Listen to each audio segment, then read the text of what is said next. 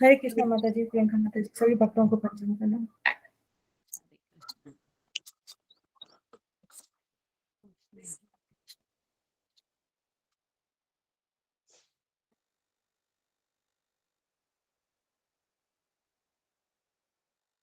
ऋतुपर्णा माता जी, आप कहाँ पे रहती हो? जी माता जी, मैं कटक में रहती हूँ। अच्छा, पुरी के पास ही है, पड़ता है ये? जी जी जी, पुरी के पास में है। और मेरे घर के पास में भी एक फेमस मंदिर है जो कि जगन्नाथ जी की है। और गुरुजी अभी वहां पे भी गए थे, जो कि पुरी से जगन्नाथ जी, वो जो मेरे घर के पास जो छतिया बट है वहां पे आ जाएंगे। ये मालिका में लिखा है। मैंने करी थी तो नहीं हुआ। बहुत बढ़िया, बहुत को बढ़िया। पंचांग प्रणाम। पंचांग प्रणाम प्रभु जी। मीना कुमारी माता जी, दंडवत प्रणाम आपको। आज आपकी नरसिंह आरती कृपया स्वागत कीजिए। हरे कृष्णा। अरे मेरे को वहां जाने का। हरे कृष्णा सभी भक्तों की तरफ पंचम प्रणाम। हरे कृष्णा प्रभु जी, पंचम प्रणाम। माता जी।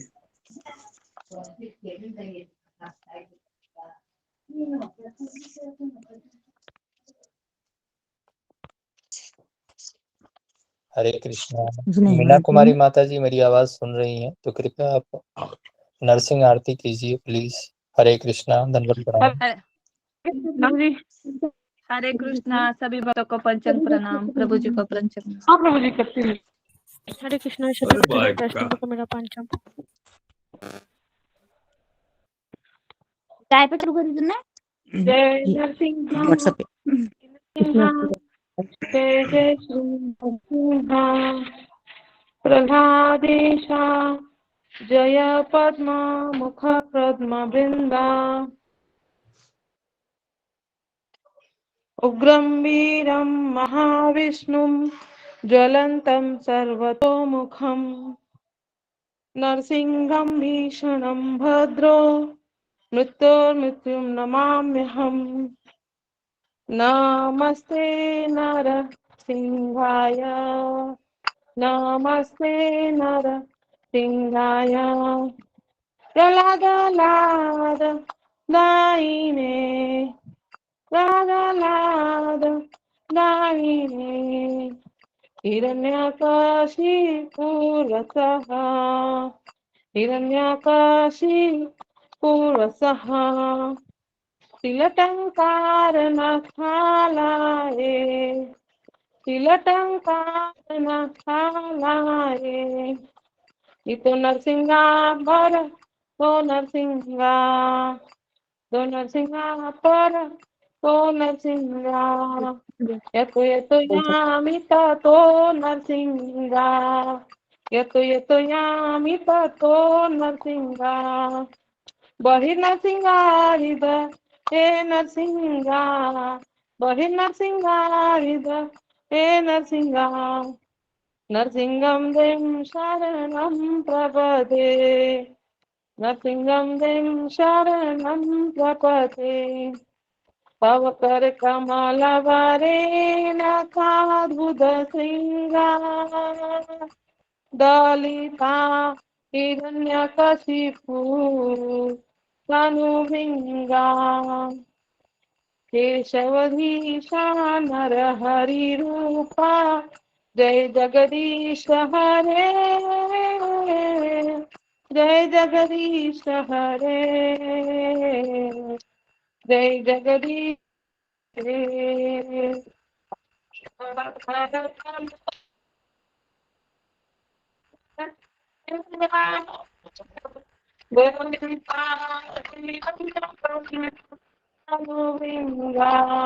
केशवदीपा नरहरि रूपा जय जगदीश हरे, जय जगदीश हरे, जय जगदीश हरे। जय नरसिंह देव, नरसिंह देव, नरसिंह देव, जय नरसिंह देव। जय प्रहलाद महाराज, प्रहलाद महाराज, प्रहलाद महाराज, जय प्रहलाद महाराज।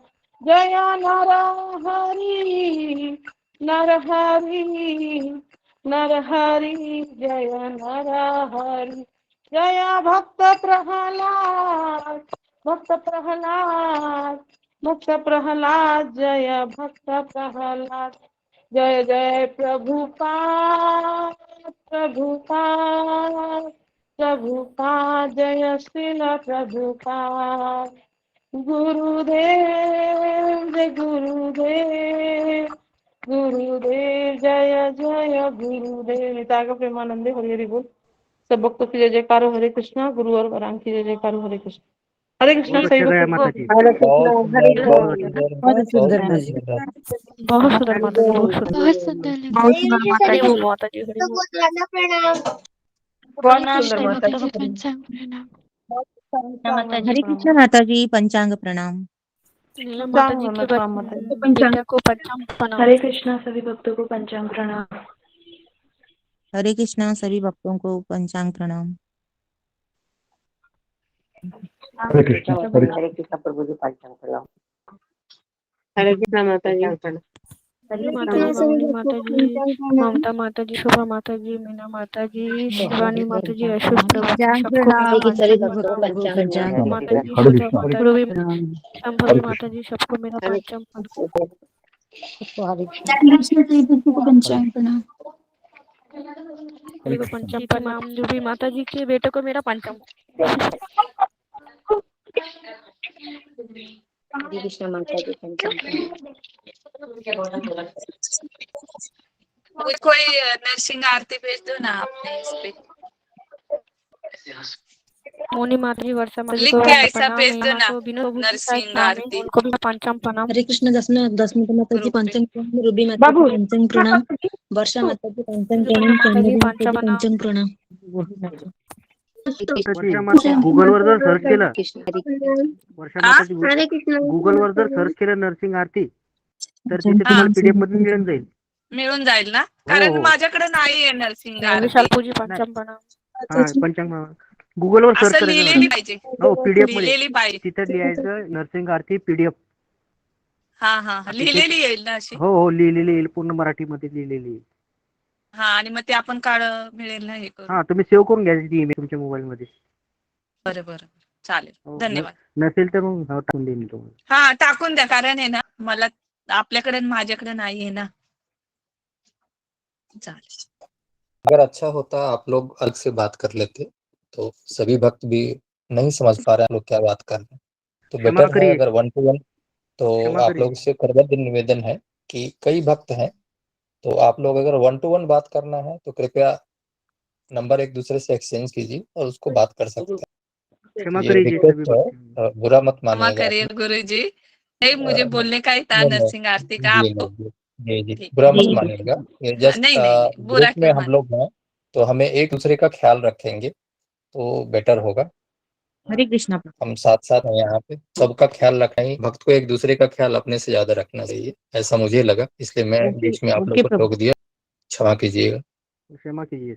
हरे कृष्ण। गुरु जी अभी रास्ते में है ऐसा ऋतुपर्णा माता जी ने अभी अभी हम लोग को बताया है तो गुरु जी ने कोई संदेश हम लोग के लिए अलग से नहीं भेजा है तो पता नहीं गुरु जी कब ज्वाइन करेंगे मुझे भी नहीं पता है कोई मैसेज मेरे पास नहीं है और ऋतुपर्णा माता जी के अनुसार वो 4 बजे तक वहां पहुंचेंगे ऐसा माता जी ने अभी अभी जस्ट शेयर किया है। तो कल के लिए जो कल की जो नरसिंह आरती है और सत्र के विषय में बताने के लिए मंजू सिंह माता जी का टर्न है तो कृपया मंजू सिंह माता जी समय पे आप ज्वाइन जी कीजिएगा। प्रभु जी। जी जी प्रभु जी नोट कर आज की लीजिएगा। बात कर रहे हो या आप कल की बात कर रहे हो? कल की बात कर रहे हैं आज तो मीना कुमारी माता जी ने नरसिंह आरती किया जिनकी नरसिंह आरती है वही कल के सत्र के विषय में आज बताएंगे तो एक ही गीता सत्र में जिनका नाम है जैसे मीना कुमारी माता जी ही बताएंगी कल के विषय में भी यानी जो बीत गया कल। प्रभु जी क्षमा करें बीच में बोल रही हूँ। 20 तारीख को किसका है प्रभु जी जरा बता दीजिए तो। मैं बता दे रहा हूँ 19 तारीख को मंजू सिंह माता जी 20 तारीख को सुषमा बाग माता जी 21 तारीख को रीना सिंह माता जी 22 तारीख को शिखा दुबे माता जी और 23 तारीख को चरणजीत गावा और 24 तारीख को मामली पाल माता जी। तो ये हमारे लिस्ट है, मैंने ऑलरेडी शेयर किया था, मैं दोबारा फिर से शेयर कर दूंगा ग्रुप पर। ये सुबह का सत्र के लिस्ट बताया आपने? जी नहीं, अभी बता रहा हूँ, ये गीता सत्र का है, सुबह का अलग है। तो अभी सत्र वाला अभी का ही है, कृपया। एक ही आदमी का नाम है, सुबह सत्र में 2 लोग हैं जो अलग अलग है, उसको मिक्स करेंगे तो गलत हो जाएगा। ये अभी का है, कृपया नोट कर लीजिए। हरे कृष्णा। जी धन्यवाद। मैं समझ आ और गई मुझे। अभी तो गुरुजी अब तक नहीं आए, तब तक भजन चालू कर दे सब बारीक बारीक करके। हरे कृष्णा हरे सारे कृष्णा भक्तों को सभी शरण भक्तों को। हरे कृष्णा जी हरे जी कृष्णा जी, बोलना हरि बोलना। एक अनाउंसमेंट है। बाकी जो मैं अनाउंसमेंट रिपीट कर देता हूँ, जो मॉर्निंग वाला अनाउंसमेंट है एक बार। जो अभी जो चल रहा है, हमारा गुरुजी जा रहे हैं अभी, जो यात्रा हो रही है 22 तारीख से लेके 28 तारीख तक, नवदीप मायापुर की यात्रा। तो जो भी भक्त हैं उसके लिए गुरुजी ऑलरेडी मॉर्निंग सेशन में बता रहे हैं। तो जो इस सत्र में है, जो उस सत्र में नहीं आते हैं, तो कृपया आप उस वीडियो को देख सकते हैं। बाकी गुरुजी ऑलरेडी पहुंच जाएंगे पहले। दूसरा, जो अभी ऋषिकेश और हरिद्वार की यात्रा है, जो 10 मई से लेके 14 मई तक है, 5 दिनों की यात्रा है। तो अभी मैं देख रहा था नेट में कि वो ऑलरेडी रिजर्वेशन जो है, वो चूंकि मई है ना, गर्मी की छुट्टी हो रही है, तो वो फुल हो रहा है। तो आप लोग कृपया वो रिजर्वेशन करवा लें। और जो उसमें नंबर दिया हुआ है राधिका माता जी का, उनको आप अपने डिटेल्स शेयर करें, ताकि आपका वो कर लेंगे, कंफर्म कर देंगे माता जी। तो जो भी जाना चाहते हैं तो कृपया अपना वो कर लें। रोजी ने ऑलरेडी इसके लिए बताया है डिटेल में, ऑलरेडी एक लेक्चर ऑलरेडी गुरुजी ने लिया था। हाँ, तो हरे कृपया आप कृष्णा। लोग। मैं आपसे एक बात शेयर करना चाहती हूँ। जैसे मेरे हस्बैंड को, हाँ मेरी आवाज आ रही है? जी हरे माता जी। कृष्ण कृष्ण आ रही है मेरी कृष्ण आवाज? हरे राम हरे राम कृष्णा राम गुरुजी राम। ऑलरेडी ज्वाइन कर गुरुजी चुके दंडवत हैं। प्रणाम। दंडवत प्रणाम गुरुजी। हरे कृष्णा गुरुजी। जी दंडवत प्रणाम। हरे हरे कृष्णा गुरुजी गुरुजी पंचांग प्रणाम। हरे कृष्णा गुरु पंचम प्रणाम। हरे कृष्णा सभी भक्त भी सभी भक्तों को पंचांग प्रणाम। हरे कृष्णा दंडवत प्रणाम।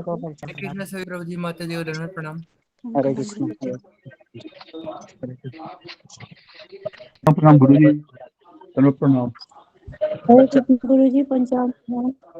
हरे हरे कृष्ण गुरुजी, दंडवत प्रणाम। जी हरे कृष्ण। हरे कृष्ण गुरुजी। ओम अज्ञानतिमिरन्धस्य ज्ञानाञ्जनशलाकया चक्षुरुन्मीलितं येन तस्मै श्री गुरुवे नमः। श्री चैतन्य महाविष्ठम स्थापितं स्वयं रूपं तदान्यं ददाति जय श्री कृष्ण चैतन्य प्रभु नित्यानंद श्री अद्वैत गदाधर श्रीवासादि गौर भक्तवृंद। हरे कृष्णा कृष्ण कृष्ण हरे हरे राम राम राम हरे कृष्ण। सबका स्वागत है सत्र। हाँ हरे कृष्णा गुरुजी पंचांग प्रणाम। हरे कृष्ण। और गाड़ी से जरा तो सबका स्वागत है सत्र में। और कुछ अनाउंसमेंट है, तो जैसे हरे कि आज कृष्णा गुरुजी हरे पंचांग प्रणाम। गुरुजी, वही जो मॉर्निंग में जो मल्हारी सोनवने प्रभु जी है उनका नाम, जो बिरसाली टाट माता जी के यहाँ सुना नहीं दे रहा है। हाँ हाँ तो उनके लिए ये प्रार्थना एक बार आप आशीर्वाद दे देते, हरे प्रार्थना कृष्ण कर गुरुजी लेते। पंचांग प्रणाम। जी। तो उनके लिए हम हरे कृष्ण महामंत्र बोलते हैं, जो उनके बारे में थोड़ा सा बताइए। जी जी। तो जो मल्हारी सोनवने प्रभु जी हैं, जो बिरसाली टाट माता जी के यहाँ पे काम करती हैं, तो उनका एक्सीडेंट हो गया और उनके पैर में चोट लग गई है। और एक्सीडेंट से पहले भी वो बिरसाली टाट माता जी के सानिध्य में रह के उन्होंने माला जाप शुरू कर दिया, और वो माला जाप करते थे। तो उनके बिरसाली टाट माता जी ने उनको प्रेरित किया और वो माला जाप कर रहे हैं। और चोट लगने के बाद भी, वो चोट लगी है, उस दर्द के बाद भी वो काम भी करते हैं और माला जाप भी कर रहे हैं। तो रिजल्ट माता जी ने आग्रह किया है कि उनके लिए भी हम एक उनके जल्दी से ठीक हो जाने के लिए, ताकि वो अच्छे से माला जाप करे और कृष्ण भक्ति करे। जी जी। तो उनके लिए हम प्रार्थना एक बार हरे कृष्ण महामंत्र बोलेंगे, क्योंकि उनका पैर ये होने के बाद भी वो माला कर रहे हैं, तो इतनी पीड़ाजनक अवस्था में है। तो सारे भक्तों से प्रार्थना है कि आप उनके लिए एक बार हरे कृष्ण महामंत्र सभी बोलिए, ताकि उनको और प्रेरणा मिले और उनका आशीर्वाद दीजिए कि जल्दी से जल्दी वो ठीक हो जाए, क्योंकि इतनी बीमार अवस्था में कोई माला भी नहीं करते, लेकिन वो माला कर रहे हैं। ये हमारे लिए अच्छा एक उदाहरण भी है। हरे कृष्णा हरे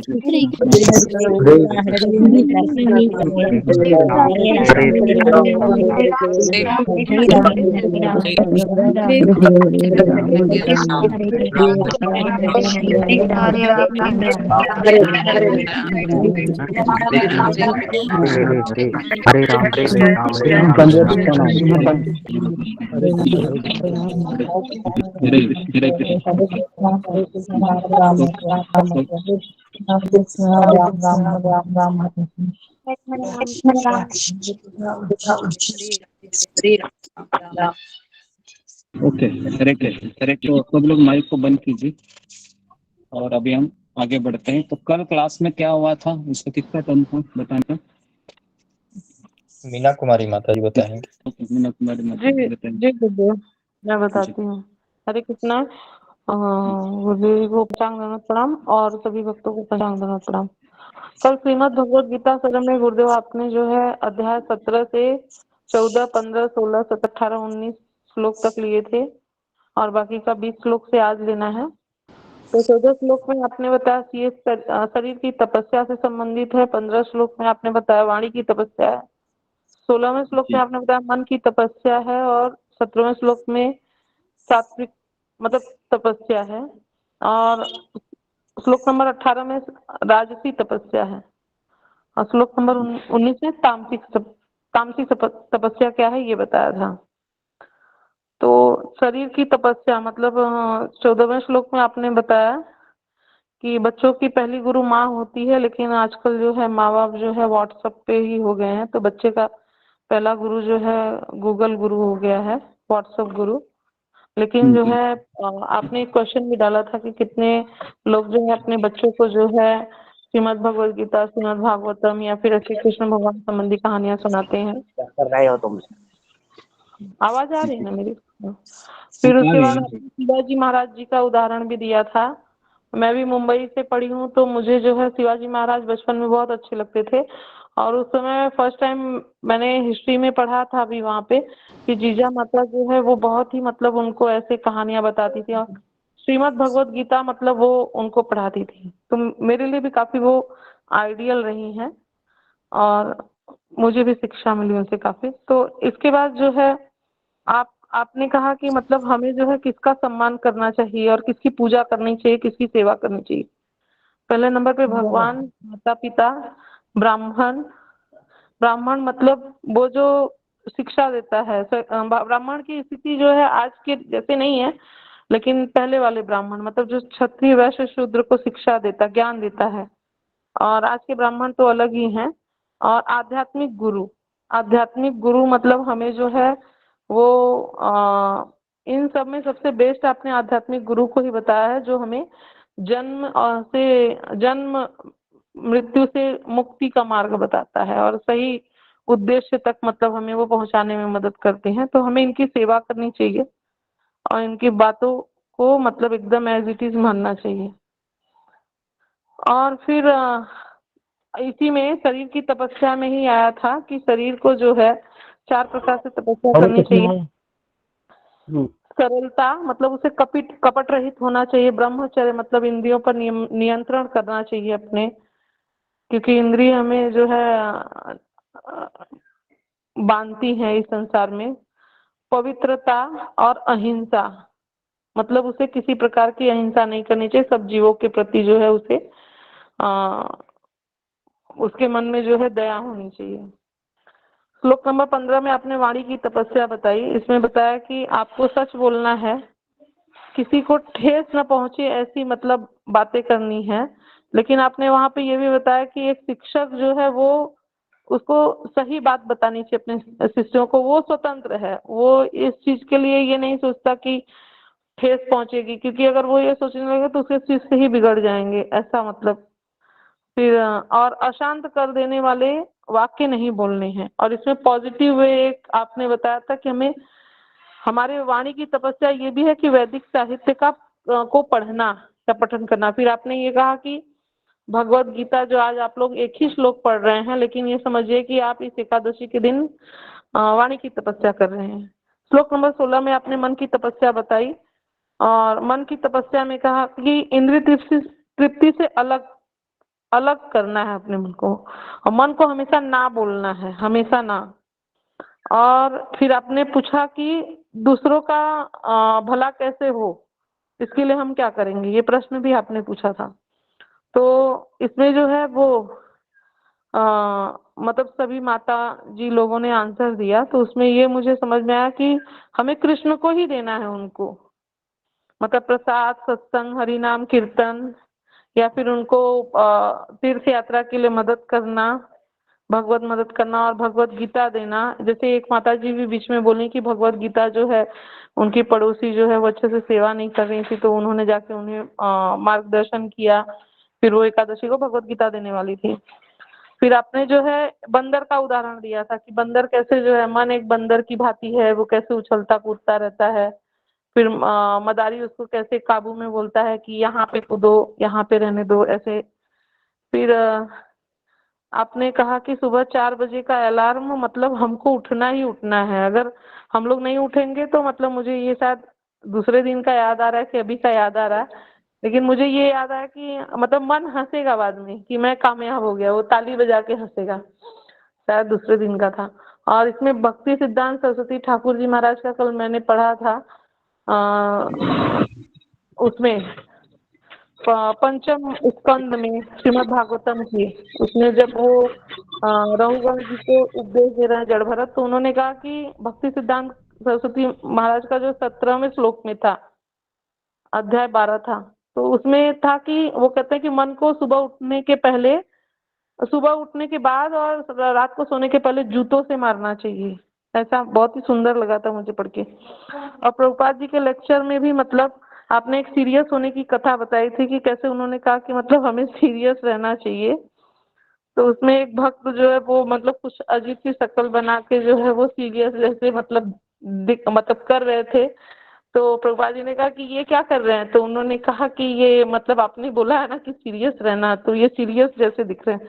तो प्रभुपाद जी ने कहा कि अरे मैंने कहा कि मतलब सीरियस भक्ति के प्रति हो जाओ, ऐसी अजीब सी शक्ल मतलब ना बनाए। और आपने बोलना कि हाँ, आपने इसमें एक पॉजिटिव पॉइंट बताया कि हमें किसको हाँ बोलना है, मन को ना बोलना है और किसको हाँ बोलना है, तो आपने कहा गुरु शास्त्र साधु वाक्य को हमें हाँ बोलना है। फिर नेक्स्ट श्लोक आता है 17, उसमें जो है सात्विक तपस्या है। तो इसमें आपने कहा कि इसे कहा कि हम लोग पीछे इसे कवर कर चुके हैं, तो इसमें आपने ज्यादा नहीं बताया, फिर भी आपने उसका पढ़ा। भौतिक लाभ की इच्छा न करना तथा केवल परमेश्वर में प्रवृत्त मनुष्य द्वारा दिया श्रद्धा से संपन्न यह 3 प्रकार की तपस्या सात्विक तपस्या कहलाती है, ऐसा आपने बताया। फिर श्लोक नंबर 18 में आपने बताया राजसी तपस्या के बारे में। राजसी तपस्या 4 स्तंभों पे खड़ी है, ये मतलब काफी हो सकते हैं इसके कारण, लेकिन मेन 4 इसमें कि सत्कार की वजह से जो है दिखावा करने वाली मतलब तपस्या, फिर दम्भ पूर्वक सम्मान के लिए, फिर उसमें आपने 10,000 रुपए दान दिया और उसका ढिंडोरा पीटना, और फिर रेफरेंस में उसके जो है कई लाखों कमाना, ऐसा आप बता रहे थे जो है, जो आज के समाज में एकदम प्रचलन में है। तो ये बताने पे आसानी से समझ में भी आ गया कि ऐसा तो हर जगह ही हो रहा है। श्लोक नंबर 19 में आपने तमोगुणी तपस्या बताई, जिसमें बहुत ही सुंदर माता जी ने तुरंत कसाप आतंकवादी का नाम लिया और आप जोर से हंसे। उसके बाद आपने एक और नाम लिया था, एक और आतंकवादी का जिसे फांसी हुई थी, मुझे भूल रहा है इस समय। फिर उसके बाद मतलब कैसे वो लोग जो है किसी को हानि पहुंचाने के लिए वो जो है वो तपस्या करते हैं एक तरह से। हिरण्यकश्यप, रावण, मतलब दूसरों को नष्ट करने के लिए उन्होंने तपस्या की, ऐसा आपने बताया। और फिर आपने इसमें बहुत ही सुंदर भूखे व्यक्ति का, एक भिखारी का उदाहरण दिया कि आप जो है ट्रेन में जाते हैं तो उस समय थोड़ा सा प्रसाद कैरी करिए, आपने उदाहरण दिया। क्योंकि भिखारी जो है वो पैसे मांगता है, आप पैसे देते हैं तो वो उससे जाके दारू पिएगा, जुआ खेलेगा, कोई भी नशीली चीजें खाएगा। तो आप भले ही चारों नियमों का पालन कर रहे हैं, लेकिन आपको वो दोष लगता है। और ऐसे ही मतलब अगर उसको प्रसाद देंगे तो इस पे माता जी लोगों ने कहा कि प्रसाद देते तो लेता ही नहीं है भिखारी आजकल के, तो फिर यही। लेकिन गुरुदेव इसमें एक मुझे ये भी समझ में आया कि भिखारी ही क्यों, अगर जो हम धन अर्जित करते हैं अपने इस गृहस्थ जीवन में, तो उसको अगर हम हमारे बेटा बेटी पोता पोती के लिए रखे जाते हैं, और वो बेटा बेटी और पोता पोती अगर किसी बाय द वे उसमें से कृष्ण भावना भावित नहीं हुए और एक दो लोग उसमें से इसी तरह मांसाहार करने वाले निकल गए, तो फिर भी तो हम दंड के भागीदार होंगे, वो पाप तो हम ही को लगेगा। तो ये समझ में आया कि जितना भी लास्ट टाइम में बचे है उससे पहले ही आप जो है उसको कृष्ण भावना भावित करने के लिए दिशा बढ़ाइए, मतलब सुनते मत रहिए। ऐसा मुझे भी करना है, मैं कर पाऊँ तब दूसरों को बोलने के लिए अधिकारी हूँ। मैं केवल बता रही हूँ, किसी कोई भी मेरी बात का बुरा नहीं मानेगा, मुझे ऐसा लगा तब मैंने बोल दिया। फिर आपने विजया एकादशी का महात्म्य बताया, जो फाल्गुन मास की कृष्ण पक्ष एकादशी के दिन रखा जाता है। पहले युधिष्ठिर महाराज जी कृष्ण भगवान से पूछते हैं कि उन्होंने जो है इसके पहले की जया एकादशी का व्रत किया, तो अब ये जो है फाल्गुन मास की एकादशी का बताइए महात्मा। तो वो कहते हैं देवर्षि नारद जी ने ब्रह्मा जी से भी पूछा था। तो त्रेता युग में भगवान राम को जब वनवास मिला था, वो पंचवटी में गए थे, वहां पे रावण ने माता सीता का हरण कर लिया। भगवान राम उन्हें ढूंढते ढूंढते जब गए तो मरणासन जटायु के पास पहुंचे, और जटायु ने सीता माता के बारे में बताया कि उनका हरण हो गया है। तो वे फिर सुग्रीव जी से मिले और हनुमान जी ने उन्हें लंका से मतलब आके समाचार बताया। भगवान राम लंका जाने के लिए प्रस्थान करने के लिए समुद्र के किनारे गए। लक्ष्मण जी ने कहा कि इस समुद्र को हम कैसे पार कर पाएंगे। तब उस समय आपने एक ऋषि का नाम लिया, वक्दाल्भ ऋषि। तो भगवान उनके पास गए। मतलब सोचिए कि भगवान खुद भी भगवान है, लेकिन फिर भी वो मनुष्य रूप में लीला कर रहे हैं। माता सीता भी लीला ही कर रही हैं, नहीं तो वो भस्म ही कर देती रावण को। बहुत कुछ आपने इसमें बोला रेफरेंस में। तो वो वहां गए तो उन्होंने, ऋषि ने कहा कि आप तो स्वयं भगवान है, फिर भी आप आए हैं, तो मैं मतलब बोलना चाहता हूँ। तो उन्होंने जो है कहा कि समुद्र पार करने की विधि पूछी, तो उन्होंने विजया एकादशी का व्रत करने की सलाह दी। और फिर भगवान राम ने स्वयं भी विजया एकादशी का व्रत किया, और मतलब इसे करने से वाजपेयी यज्ञ का भी फल मिलता है। हरे कृष्णा। सभी भक्तों को पंचांग दंडवत प्रणाम। हरे कृष्णा गुरुदेव। पंचांग दंडवत प्रणाम। अगर कोई गलती हो तो क्षमा करिएगा। हरे कृष्णा। हरे कृष्ण बहुत हरे अच्छा कृष्ण बताया बहुत बहुत अच्छा हरि बताया बोल माता बहुत अच्छा बताया माता जी हरि बोल हरे हरि कृष्णा बोल हरे कृष्णा हरे कृष्ण सभी को बोल। हरे कृष्णा हरे कृष्णा हरे बोल। हरे कृष्णा। मेरी आवाज आ रही माता जी? हरे कृष्णा। हाँ आ रही है। जी जी ओके, तो हम अभी आगे बढ़ते हैं। बहुत अच्छा बताया मैंने जो डॉक्टर। बच्चे के लिए रखी। ओके, तो अभी हम आगे बढ़ते हैं। तो आज हम हमारा जो एक्चुअली हम दान के बारे में बताने वाले थे आज के दिन, लेकिन आज हम नहीं बताएंगे। कल हम दान के बारे में बताएंगे, सात्विक दान, राजसिक दान और तामसिक दान क्या होता है। और कल का क्लास इंपॉर्टेंट है क्योंकि दान के बारे में हमको बहुत सारी क्लैरिटी होनी चाहिए, नहीं तो उससे हमें कर्म बंधन भी लग सकता है। तो आज महाशिवरात्रि है, तो हमने पिछले साल, मुझे याद है कि हमने महाशिवरात्रि के ऊपर क्लास लिया था, है ना। तो उसमें कितने लोग थे मुझे पता नहीं, 4-5 लोग रहेंगे अभी। बहुत लोग थे। कितने लोग थे? बाद हम लोग महाशिवरात्रि का हमने लास्ट साल क्लास लिया था, फिंगर को रेज कीजिए। ओके, 1 2 3 4 5 6 लोग हैं। देखिए, एक साल पहले की बात है ये। 7 8 ओके, 8 लोग हैं, 9 लोग हैं। चलो एटलीस्ट 9 लोग हैं। और हाँ 10 11 नहीं, 11 तो नहीं, एक जगह तो अभी है, तो 10 ही लोग रहेंगे। ये सब पुराने लोग हैं जो फिंगर को रेज कर रहे हैं। तो इन्होंने, हाँ 10, 11, ओके 12, तो उस समय कम से कम 70, 50, 60 लोगों ने तो अटेंड किया होगा। लेकिन आप देख सकते हो 1 साल होने को आया, तो 50 में से अभी 4, 5, 6, 7, 8, 9, 10, 11, 12, ऐसे 12 ही 13, 12 से 13 मतलब एवरेज पकड़ के चले तो 10% ही अभी है, 10 to 20%, 10-15% है ना, तो ये रेशियो है। ठीक है, तो अभी आज का महाशिवरात्रि का क्लास है, हम लेंगे और अगले 2024 में वापस हम अनाउंसमेंट करेंगे कि है ना अगले साल कितने लोग करते। ठीक है, तो आगे बढ़ते हैं अभी हम। तो महाशिवरात्रि के ऊपर हम सोच रहे थे कि आज थोड़ा सा क्लास देंगे, क्योंकि भारत में सबसे ज्यादा फॉलोअर अगर किसी के रहेंगे, वो किसके रहेंगे बताइए? सबसे फॉलोअर है ना, शिव जी के फॉलोअर ज्यादा है। तो इसके लिए थोड़ा सा शिव जी के साथ भगवान का क्या कनेक्शन है ये पता होना बहुत जरूरी है।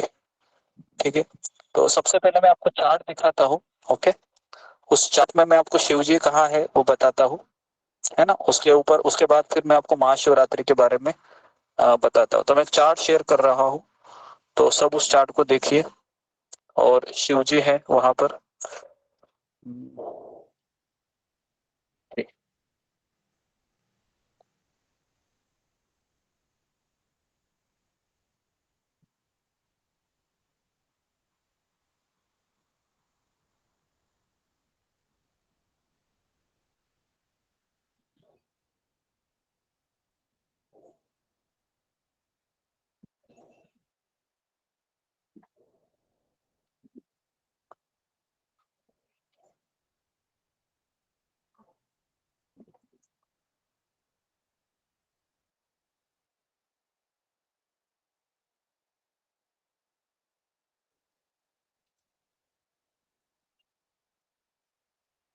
जी,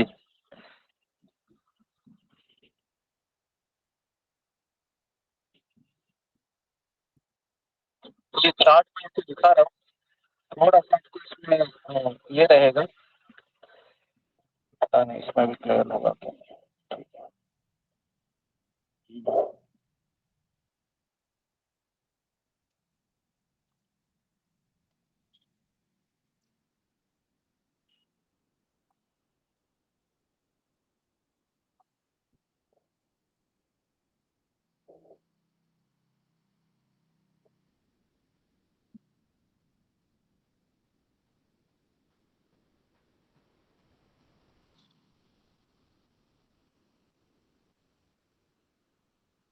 जी, तो इसमें आप देख रहे हो कि भगवान श्री कृष्ण है यहाँ पर। ठीक है, तो कृष्ण से बलराम जी आते हैं, दिख रहा है आपको? सबको दिख रहा है ना चार्ट? हरे कृष्ण हरे कृष्ण। जी गुरु जी दिख रहा है। दिख रहा है। तो ये दिख रहा है गुरु जी। कृष्ण है जी। कृष्ण से बलराम जी आते हैं और कृष्ण से ये रासलीला मतलब राधा रानी या भगवान के अंतरंग शक्ति, तो ये भगवान के पहले एक्सपांशन है। अभी यहाँ से ये देखिए, ये एरो देखिए, ये एरो कहाँ जा रहा है? ये एरो जा रहा है कि फर्स्ट पहला एक्सपांशन, चतुर्व्यूह कहते हैं उनको। ये है वासुदेव, संकर्षण, प्रद्युम्न, अनिरुद्ध। वासुदेव, संकर्षण, प्रद्युम्न, अनिरुद्ध। और यही अयोध्या में जो प्रभु रामचंद्र आते हैं ना, तो इसमें से वासुदेव है ये राम बनते हैं, संकर्षण लक्ष्मण जी बनते हैं, प्रद्युम्न ये भरत बनते हैं और अनिरुद्ध है ये शत्रुघ्न बनते हैं। तो यही जो अवतार है ये राम अवतार में भगवान का भगवान के एक तरीके से लीला पाठ में सहभाग लेते हैं। उसके बाद फिर दूसरा चतुर्व्यूह प्रकट होता है, वासुदेव, संकर्षण, प्रद्युम्न, अनिरुद्ध, सेकेंड। ठीक है, दूसरा। ठीक है, अभी यहां से क्या होता है? यहां से इसमें से जो संकर्षण है ना, संकर्षण, तो यहाँ पर आप देख रहे हो लीला अवतार, पुरुष अवतार, है ना। तो इसमें से है ये जी। तो वैभव प्रकाश से ये हो गया, ये दो चीजें हो गए, है ना। उसके बाद फिर तीसरा चीज है बलराम जी से, वो है स्वांश। अभी ये स्वांश मतलब बेसिकली ये 6 अवतार होते हैं। एक होता है लीला अवतार, ये देख रही है। दूसरा होता है पुरुष अवतार, तीसरा होता है गुण अवतार, चौथा होता है शक्तावेश अवतार। ओके, शक्तावेश अवतार यहाँ पर नहीं। उसके बाद 5वां होता है युग अवतार, जैसा यहाँ पर है, देखिए युग अवतार है। ओके, और 6ठा है मनवंतर अवतार, ये मनवंतर अवतार है। तो ये चार्ट में भेज दूंगा, इसमें देखिए 6 अवतार है। लीला अवतार, पुरुष अवतार, गुण अवतार, उसके बाद शक्तावेश अवतार ये वाला, फिर मनवंतर अवतार और फिर युग अवतार। ऐसे 6 भगवान के अवतार प्रकट होते हैं। और यहाँ पर शिव जी है। ये गुण अवतार जो है ना, ये गुण अवतार में ब्रह्मा जी है, ये रजोगुण के देवता है, विष्णु है सत्वगुण के देवता है, और शिव जी है भोलेनाथ, ये तमोगुण के देवता है। तो इस तरीके से ये भगवान के साथ इनका कनेक्शन है। तो शिव जी कहाँ पर है, आप सोच सकते हो कि भगवान कृष्ण से बलराम जी आते हैं, और बलराम जी से भी जो गुण अवतार है, उस गण अवतार में भी शिव जी है तमोगुण के अधिष्ठाता है। ओके, तो इस तरीके से ये कुछ कनेक्शन है जो मैंने आपको बताया कि शिव जी का रोल कहाँ पर है। ओके, तो अगर आपने सुना होगा तो एक प्लेस है, उसको कहते हैं रामेश्वरम। कितने लोगों ने सुना है रामेश्वरम का नाम, सुना है? जी गुरुजी दर्शन भी किए, वहाँ दर्शन भी किए रामेश्वरम के। जी, तो अभी हम 2009 में गए थे वहां पर, परम पूज्य राधानाथ स्वामी महाराज की यात्रा में। तो उस समय वहाँ के जो लोकल लोग हैं, वह रामेश्वरम का अर्थ क्या समझते हैं? राम जिसका ईश्वर है वह है रामेश्वरम। लेकिन हमारा जो गौड़ीय सिद्धांत है वो क्या बोलते हैं कि राम के ईश्वर है, नहीं, शिव जी के ईश्वर है, कौन है? राम जी है ना। तो इस तरीके से काफी विरोधाभास है। अगर आप लोकल में जाओगे ना वहां पर रामेश्वरम को, तो वहां पर राम को ये द्वितीय दर्जा दिया जाता है और शिव जी को प्राथमिक दर्जा दिया जाता है। लेकिन वास्तविक रूप से क्या सच है कि प्रभु रामचंद्र है ये किसके अधिष्ठाता है? शिव जी के अधिष्ठाता है। पता है ना आपको? एक बार पार्वती जी शिव जी को पूछती है कि आप ये हमेशा आप आंखें बंद करके किसका नाम लेते हैं? वो कहते हैं श्री राम राम रामेति रमे रामे मनोरमे सहस्र नाम तत्तुल्यम श्री राम नाम वरानने।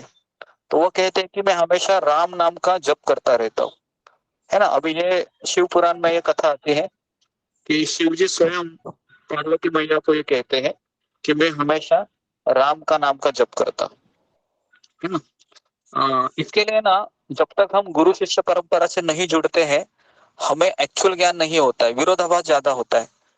अगर आप नवद्वीप में भी जाओगे तो काफी ऐसे लोग हैं जो चैतन्य महाप्रभु को क्या मानते हैं कि ये काफी एक संत है, संत से बड़े और कुछ नहीं है। लेकिन हम जब गुरु शिष्य परंपरा से जुड़ते हैं तो पता चलता है कि चैतन्य महाप्रभु स्वयं भगवान श्री कृष्ण है।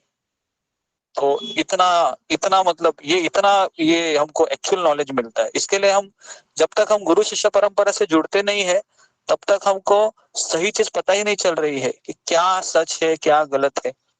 इसके लिए लोक प्रमाण है ना। लोक प्रमाण में काफी विरोधाभास होता है क्योंकि उसमें कई लोगों के तर्क वितर्क मिक्स हुए रहते हैं और उसी परंपरा को, है ना, लोक प्रमाण मतलब अपने मन से वह कार्य करते हुए चलता है इस तरीके से। तो अभी मैं आपको महाशिवरात्रि के बारे में बताता हूँ कि महाशिवरात्रि का एक्चुअल ये क्या है। तो शिव मतलब भगवान शिव और रात्रि मतलब शिवरात्रि। शिवरात्रि में क्या हुआ था? तो ये जो सारा चीज मैं बताने जा रहा हूँ ये सब शास्त्र में से, ओके। तो इसके लिए ये बहुत ऑथेंटिक है। तो प्रत्येक चंद्रमास में चंद्र चरण के कृष्ण पक्ष की 13वीं या 14वीं तिथि को शिवरात्रि होती है, लेकिन वैदिक मास फाल्गुन में महाशिवरात्रि होती है। समारोह मुख्य रूप से रात में होता है, जो भगवान शिव जी के सम्मान में मनाया जाता है। तो रात को क्यों होता है? क्योंकि उस दिन शिव जी का विवाह किसके साथ हुआ था? पार्वती माँ दुर्गा से हुआ था जी। और भगवान शिव के भक्त आमतौर पर इस दिन एक कठोर उपवास रखते हैं। किसके भक्त रखते हैं? शिव जी के भक्त, बराबर है, शिव जी के भक्त। शिव जी के और व्रत रखते हैं, कुछ निर्जल उपवास की हद तक जाते हैं, यानी एक पानी का एक घूंट भी नहीं पीते हैं इस दिन, शिवरात्रि के दिन, ओके। और वेदों में बताया गया है कि शिवरात्रि इसलिए करनी चाहिए, अगर किसी को अच्छा पति चाहिए, है ना, हस्बैंड, तो उसको शिव जी की पूजा करनी चाहिए। ऐसे कई लोग हैं, मुझे याद है कि जब मैं गोवर्धन इको विलेज आने के पहले मैं एक जगह पर रहता था, 10 साल रहा मैं उधर। तो वहां पर एक शिव जी का मंदिर था, और जब जब शिवरात्रि होती थी काफी सारी माताजियों की लाइन लगती थी, और मैक्सिमम जो लेडीज रहते थे वह उत्तर प्रदेश, नॉर्थ इंडियन ही रहते थे। तो कई बार एक माताजी से मैंने पूछा भी था वहां पर कि आप इस तरह से हमेशा पूजा करते हैं? तो कहते हैं कि हम हर सोमवार यहाँ पर आते हैं। तो मैंने कहा कि आप क्यों आते हैं, कुछ आपका परंपरा चल रही आ रही है घर से? तो उन्होंने कहा कि हमें ये बताया जाता है कि अच्छा पति चाहिए तो शिव जी की पूजा करनी चाहिए, है ना। तो इस तरीके से फिर शिव जी उनको कौन सा पति देंगे? जो पैसे वाला है, भक्त नहीं देंगे। भक्त पति है वो आपको भगवान कृष्ण ही देंगे, है ना। आपको अच्छा पति का अर्थ क्या है? सुंदर होगा, दिखने में स्मार्ट होगा, बैंक बैलेंस होगा, बराबर है, उस अच्छा उसका इकलौता होगा, इस तरीके से उसका होगा, है ना। लेकिन भक्त के लिए वो ज्यादा मायने नहीं रखता है। तो उस दिन क्या होता है, पूरी रात वो जगते रहते हैं आज। और शिवलिंग को हर 3 घंटे में दूध, दही, घी, शहद आदि से धोकर रात भर पूजा की जाती है। तो आप में से कितने लोग आज गए थे शिव जी के मंदिर में और उनको, है ना, पूजा वगैरह सब किया है? जरा फिंगर को रेज कीजिए, अभी कीजिए। ओके, गए थे, ओके, चलो, वेरी गुड। तो अगर आप गए होंगे तो अच्छा है कि शिव जी है, परम वैष्णव है, तो हमें उनकी पूजा करनी चाहिए एक तरीके से। लेकिन हम व्रत नहीं करते हैं। हम उनको दूध से अभिषेक कर सकते हैं, बेलपत्र अर्पण कर सकते हैं। ग्रुप में आया था इसलिए मेरे पास। अच्छा, वो फोन दूसरा था ना। जिनका माइक चले माइक को बंद कीजिए। तो कम से कम 24 लोग गए हैं। मैं चाहता हूँ कि शाम तक अगर हो सके तो जितने भक्त हैं वो शिव जी के पास, में टाइम नहीं मिला, शिव जी के पास जाकर आ जाए। ओके प्रभु जी, घर पे है तो घर पे कर सकते हैं प्रणाम। जी, जिनको घर में करना है घर में भी कर सकते हैं, मंदिर जा सकते हैं। गुरुजी मैंने घर में। ओके, तो अभी हम आगे बढ़ते हैं। गुरुजी हम लोग शाम को जाने वाले हैं। गुरु मैं तो घर मंदिर होके आया, पास में मंदिर था मेरे बेंगलोर में, पास में होके आया। हाँ जी। मेंबर भी गुरुजी ऐसे कहा जाता है कि आज के दिन जो है किसी भी कोई हर शिवलिंग में, चाहे वो छोटा हो बड़ा हो, मानता हो या ना मानता हो, उसमें शिव जी प्रवेश करते हैं आज के दिन जरूर। नहीं ऐसा नहीं है। शिव जी तो देखिए हमारा अभी शिव जी को जो पूजा करते हैं वो भी आगे मैं बताऊंगा कि शिव जी की पूजा करने से शिव जी को आशुतोष कहा जाता है। आशुतोष का अर्थ क्या है? कि वो जल्दी प्रसन्न होते हैं, बराबर है, जल्दी आपको वह वरदान देते हैं। जैसा आप कुछ 10 सोमवार करेंगे तो आपको वह इच्छित फल मिल जाएगा। लेकिन उनके फल कैसे होते हैं? आपको जन्म मृत्यु से निकाल सकते हैं क्या? आपको वो निकाल नहीं सकते। आपको यहाँ पर अच्छा करेंगे वो, आपको मतलब अच्छा बेटा देंगे, या फिर अच्छा बैंक बैलेंस रहेगा, है ना, अच्छा ऐश्वर्य आपका रहेगा। तो ये शिव जी के भक्तों के पास होता है है ना। तो इस तरीके से हम इसको देख रहे हैं फिलहाल। ओके, लेकिन अभी अभी हमने आज के दिन शिव जी का जन्म हुआ था या आज के दिन उनका विवाह हुआ था? हाँ, बता रहा हूँ जी। तो पूरी रात ओम नमः शिवाय का मंत्र का जब भी जारी रहता है कई मंदिरों में, ओम नमः शिवाय, नमः शिवाय मतलब एक्चुअली ओम शब्द गीता में क्या कहते हैं, भगवान कहते हैं कि मैं ही ओमकार हूँ। भगवान तो विष्णु इसके का लिए नाम। ओम शब्द का अर्थ ही है कि भगवान से शुरू होता है उनका मंत्र भी, बराबर है ना। तो ये कई लोगों को ये पता नहीं है कि ओम नमः शिवाय में भी भगवान श्री कृष्ण की शक्ति है, हर मंत्र में है। आप देखिए हर मंत्र है ओम गण गणपतये नमः, ओम नमः शिवाय, उसके बाद ओम से कई मंत्र शुरू होते हैं कि नहीं, कई देवताओं के मंत्र ओम से शुरू होते हैं। लेकिन ओम क्या है, ओम भगवान कहते हैं भगवत गीता में, ओमकार ये मेरा निराकार ध्वनि स्वरूप हूं मैं।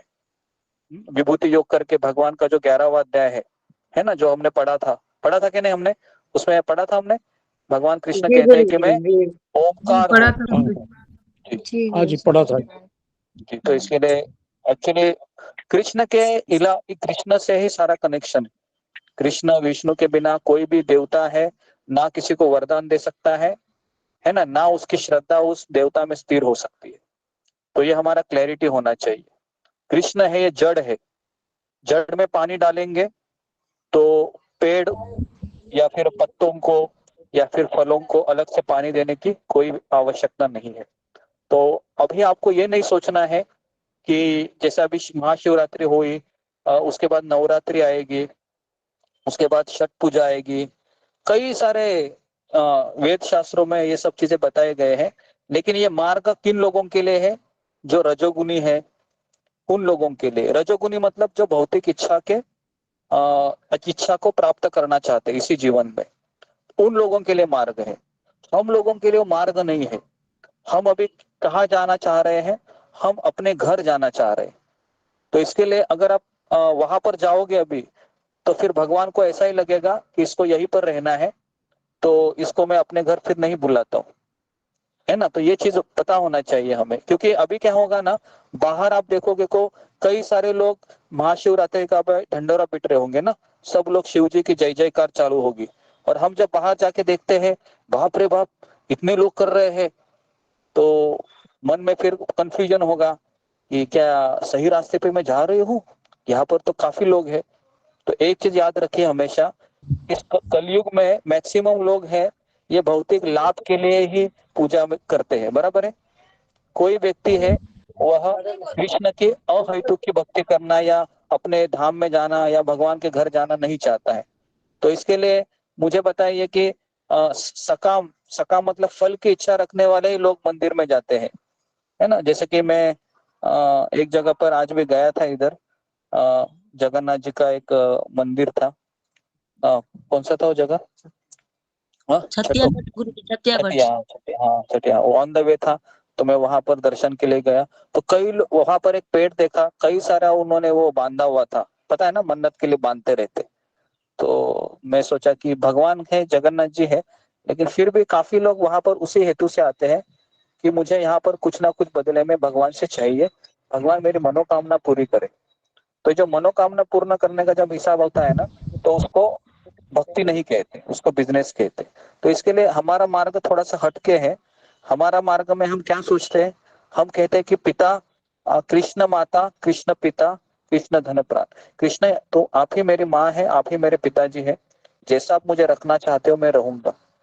तो इसको कहते हैं भक्ति, है ना। तो इसके लिए हमारा मार्ग थोड़ा सा अलग है। तो इसके लिए अगर आप बाहर जाओगे तो आप भ्रमित मत हो जाइए कि ये क्या हो रहा है करके, क्योंकि ये सब लोग कर्म कांड में लगे हुए हैं, सकाम कर्म है, और हम जो कार्य कर रहे हैं ये एक भक्ति मार्ग है, ठीक है ना। तो ये भी मुझे बताना था आपको, क्योंकि महाशिवरात्रि ये बड़ा फेस्टिवल होता है। आज के दिन अगर आप शिव जी के धाम में जाओगे, जैसे काशी है, बद्रीनाथ है, तो वहां अमरनाथ है, पशुपतिनाथ है, वहां पर इतना भीड़ रहेगा कि आप पूछो मत। और अगर आप वहां पर जाओगे तो दावे के साथ कहता हूँ कि आप थोड़ा सा इन्फ्लुएंस होंगे, क्योंकि वहां पर वातावरण भी ऐसे ही रहता है ना। तो इसलिए हमें हमेशा भक्तों के संग में इसलिए रहना चाहिए क्योंकि हमारी श्रद्धा है अभी कैसी है, कमजोर है, क्योंकि अभी अभी हम भक्ति मार्ग में लगे हैं। एक हवा का झोंका आ जाएगा, हमारी श्रद्धा को उड़ा के लेके जाएगा। तो इसके गुरुजी लिए आप श्रद्धा को थोड़ा सा बचा एक के प्रश्न है गुरुजी की, जैसे जितने भी लोग अभी शिव भक्ति में लगे हुए हैं तो एक तरीके से वो भी अज्ञानता में ही है, जैसे भी हमको अभी आपके जी द्वारा जी पता चला, तो वो भी जी जी अज्ञान ही है। अज्ञानता में नहीं, अज्ञानता में ही है, क्योंकि वो शिव जी को ही भगवान मानते हैं, हालांकि शिव जी भगवान नहीं है, तो इसके लिए वो अज्ञानी है। लेकिन जिस तरह से कोई व्यक्ति 5th स्टैंडर्ड में है, कोई छठा 6th स्टैंडर्ड में है, कोई 10वीं स्टैंडर्ड में है, तो ये सब लोग वेदों का ही पार्ट है। तो शास्त्रों में लिखा हुआ है, जो लोग शिव जी की पूजा करते हैं, देवी देवताओं की पूजा करते हैं, वो रजोगुण में रहते हैं, और वो ऑथेंटिक भी है, क्योंकि वेदों शास्त्रों में दिया गया है। लेकिन फिर भी वो अज्ञान में ही है, क्योंकि वह शिव जी को ही भगवान मानते हैं, कोई दुर्गा माता को भगवान मानती है ना, कोई अलग अलग पुराणों में, शास्त्रों में ये बताया गया है। तो अभी आप लोग बोलेंगे कि ये शास्त्रों में ये सब क्यों बताया गया है। हाँ, तो मेरा यहाँ पर अभी प्रश्न है कि शास्त्रों में शिव जी को इतना रोल क्यों दिया है, या देवी देवताओं को इतना रोल क्यों दिया है, कौन मुझे बताएगा इसका सही उत्तर। हाँ बताइए, जरा फिंगर को रेज कीजिए कि क्यों शास्त्र में डायरेक्ट ये नहीं कहा गया कि कृष्ण की भक्ति करो ना, ये शिव जी, गणेश जी, दुर्गा जी, उसके बाद फिर हनुमान जी, क्यों क्यों इनको शास्त्र में इनका नाम लिया गया है। जी ओके, हरे कृष्णा प्रभु जी। हाँ हरे मैं कृष्णा नाम प्रभु ले जी। रहा हूँ। जी जी प्रभु जी ये जो है, तो ये जो भगवान कृष्ण ने है उनको ऐसे अथॉरिटी दिए है, या अभी राष्ट्रपति अपने मोदी जी जो है उन आप लोगों को जो कैमरा ऑन जो करेंगे, शोभा कुंटे माता जी। हाँ हरी हरी बोल। हाँ कैमरा ऑन करके बोलेंगे तो सबको पता चलेगा आप कौन है, मुझे भी पता नहीं चलेगा। नहीं ये मेरा हो रहा नहीं प्रभु जी, ये मैंने बहुत कोशिश किया, जी हो ये नहीं नहीं रहा। हो रहा, मेरे मोबाइल से हो रहा नहीं है। हाँ बोलिए, क्या आपको राय। तो उनको ये कार्य उनके उनके पुण्य के वजह से उनको ये कार्य दिए हुए है। और एक बिजली का बहुत बड़ा सा ये रहता है विद्युत मंडल, वहां से जैसी बिजली सप्लाई होती है वैसी ये भगवानों को देवी देवताओं को वो ये सब बराबर है आपका, लेकिन मेरा प्रश्न अलग है यहाँ पर कि भगवान ने शास्त्र में डायरेक्ट इनका उल्लेख क्यों किया है और खुद को इतना छिपा के क्यों रखा। तो इसका एक लाइन में आंसर है, ज्यादा वो डिटेल नहीं। जी ओके, नीतू झा। जी हरे कृष्ण प्रभु जी। प्रभु जी पहले तो पता नहीं होता था कि कृष्ण भगवान ही हमें मोक्ष के द्वार ले जाएंगे, लेकिन उन्हें महामृत्युंजय कहते हैं क्योंकि वो मरने से बचा लेते हैं लोग को, तो इसके लिए जप भी किया जाता है महामृत्युंजय। हाँ ठीक है, इसको विशाल गावे। हरे कृष्णा प्रभु, दंडवत प्रणाम सभी भक्तों को, दंडवत प्रणाम। इसका ये प्रमाण हो सकता है कि वो तुरंत प्रसन्न होते हैं। तुरंत प्रसन्न होते हैं, ओके। मैं एक चीज को ढूंढ रहा हूँ। जी जस्मिता पत्रे। कृष्ण गुरु जी पंचम गुरु जी जैसे हम लोग स्टैंडर्ड में पढ़ते हैं, पहले हम तो 10th स्टैंडर्ड में नहीं जाएंगे, पहले 1 2 3 फिर, तो इसलिए कृष्ण जी पहले क्या करते, जब देव देवी के पास जाते उनसे पहले हम थोड़ी थोड़ी थोड़ी स्वीकृति बढ़ा के फिर कृष्ण के पास जाते, तो ये हिसाब से मुझे लगा। इसका एक प्रोमिनेंट रीजन है, गीता में दिया है। नवनीत राणा। जी हरे कृष्णा, दंडवत प्रणाम गुरु जी। तो कृष्ण एक्चुअली में चाहते हैं कि जो है मेरे से पहले जो है मेरे भक्त की जो है सेवा होनी चाहिए जो है। नहीं ये भी नहीं है, भक्त की सेवा नहीं कर रहे हो तो अलग ही रीजन गुरुजी से। हम बताएं? हाँ गुरुजी एक मिनट, मैं नाम ले रहा हूँ। मनीषा जसवाना, बोलो। गुरुजी उनको मृत्यु लोक का स्वामी कहा जाता है इसलिए। नहीं ये भी नहीं है इसका। जी गुरुजी क्योंकि वो बहुत भोले हैं और जल्दी से। नहीं ये भी मैं नहीं। बताऊं क्या? एक मिनट मैं आ रहा हूँ। ममता कुमारी माता जी। गुरुजी वो पहले भगवान चाहते हैं कि पहले हम सतोगुण में आए, क्योंकि देवी तक को पूजा नहीं ये करने भी से नहीं पहले। है। ओके उसके बाद हाँ बोलो, वर्षा पवार माता जी। गुरुजी वो जैसे कुल स्वामी और कुल देवता, जैसे कि नहीं, वो ये भी नहीं है। प्रकृति का, वो भी नहीं है। जी वो देवी भी मंडल नहीं है। माता जी। हरे कृष्ण प्रभु मैं बताऊं तो? नहीं मैं गुरुजी आ मैं रहा हूँ, बताऊं, आपका भी आ रहा हूँ, इसके बात करता हूँ। हाँ बोलो। हरे कृष्णा गुरु जी, आपने बताए थे कि आपने जैसे कहा कि मैंने गीता में पढ़ाया भी है पिछले अध्याय में, तो आपने इसमें एक ये किया था कि जो देवी देवता होते हैं वो दुकानदार की तरह होते हैं और भगवान श्री कृष्ण एक माता पिता की तरह होते हैं हमारे। तो इसी तरीके से जैसे कि दुकानदार हमें सही लाभ तुरंत नहीं देते हैं और माता पिता जैसे भगवान जी। ठीक है, लेकिन बराबर बोल रहे हैं, लेकिन उसका हिंट है जी कैलाश प्रभु। हरे कृष्ण प्रभु, दंडोत नाम। भगवत गीता में बताया है कि कलयुग में देवी देवताओं को ज्यादा पूजेंगे, भगवान को कम पूजा जाएगा। नहीं, ये भी नहीं, लेकिन कारण क्या है कि वैसा उल्लेख है जी? मीना कुमारी माता जी। गुरुजी मैं बोलूं? हरे कृष्णा गुरु प्रणाम। आपने ये प्रश्न कुछ दिन पहले भी पूछा तो उसमें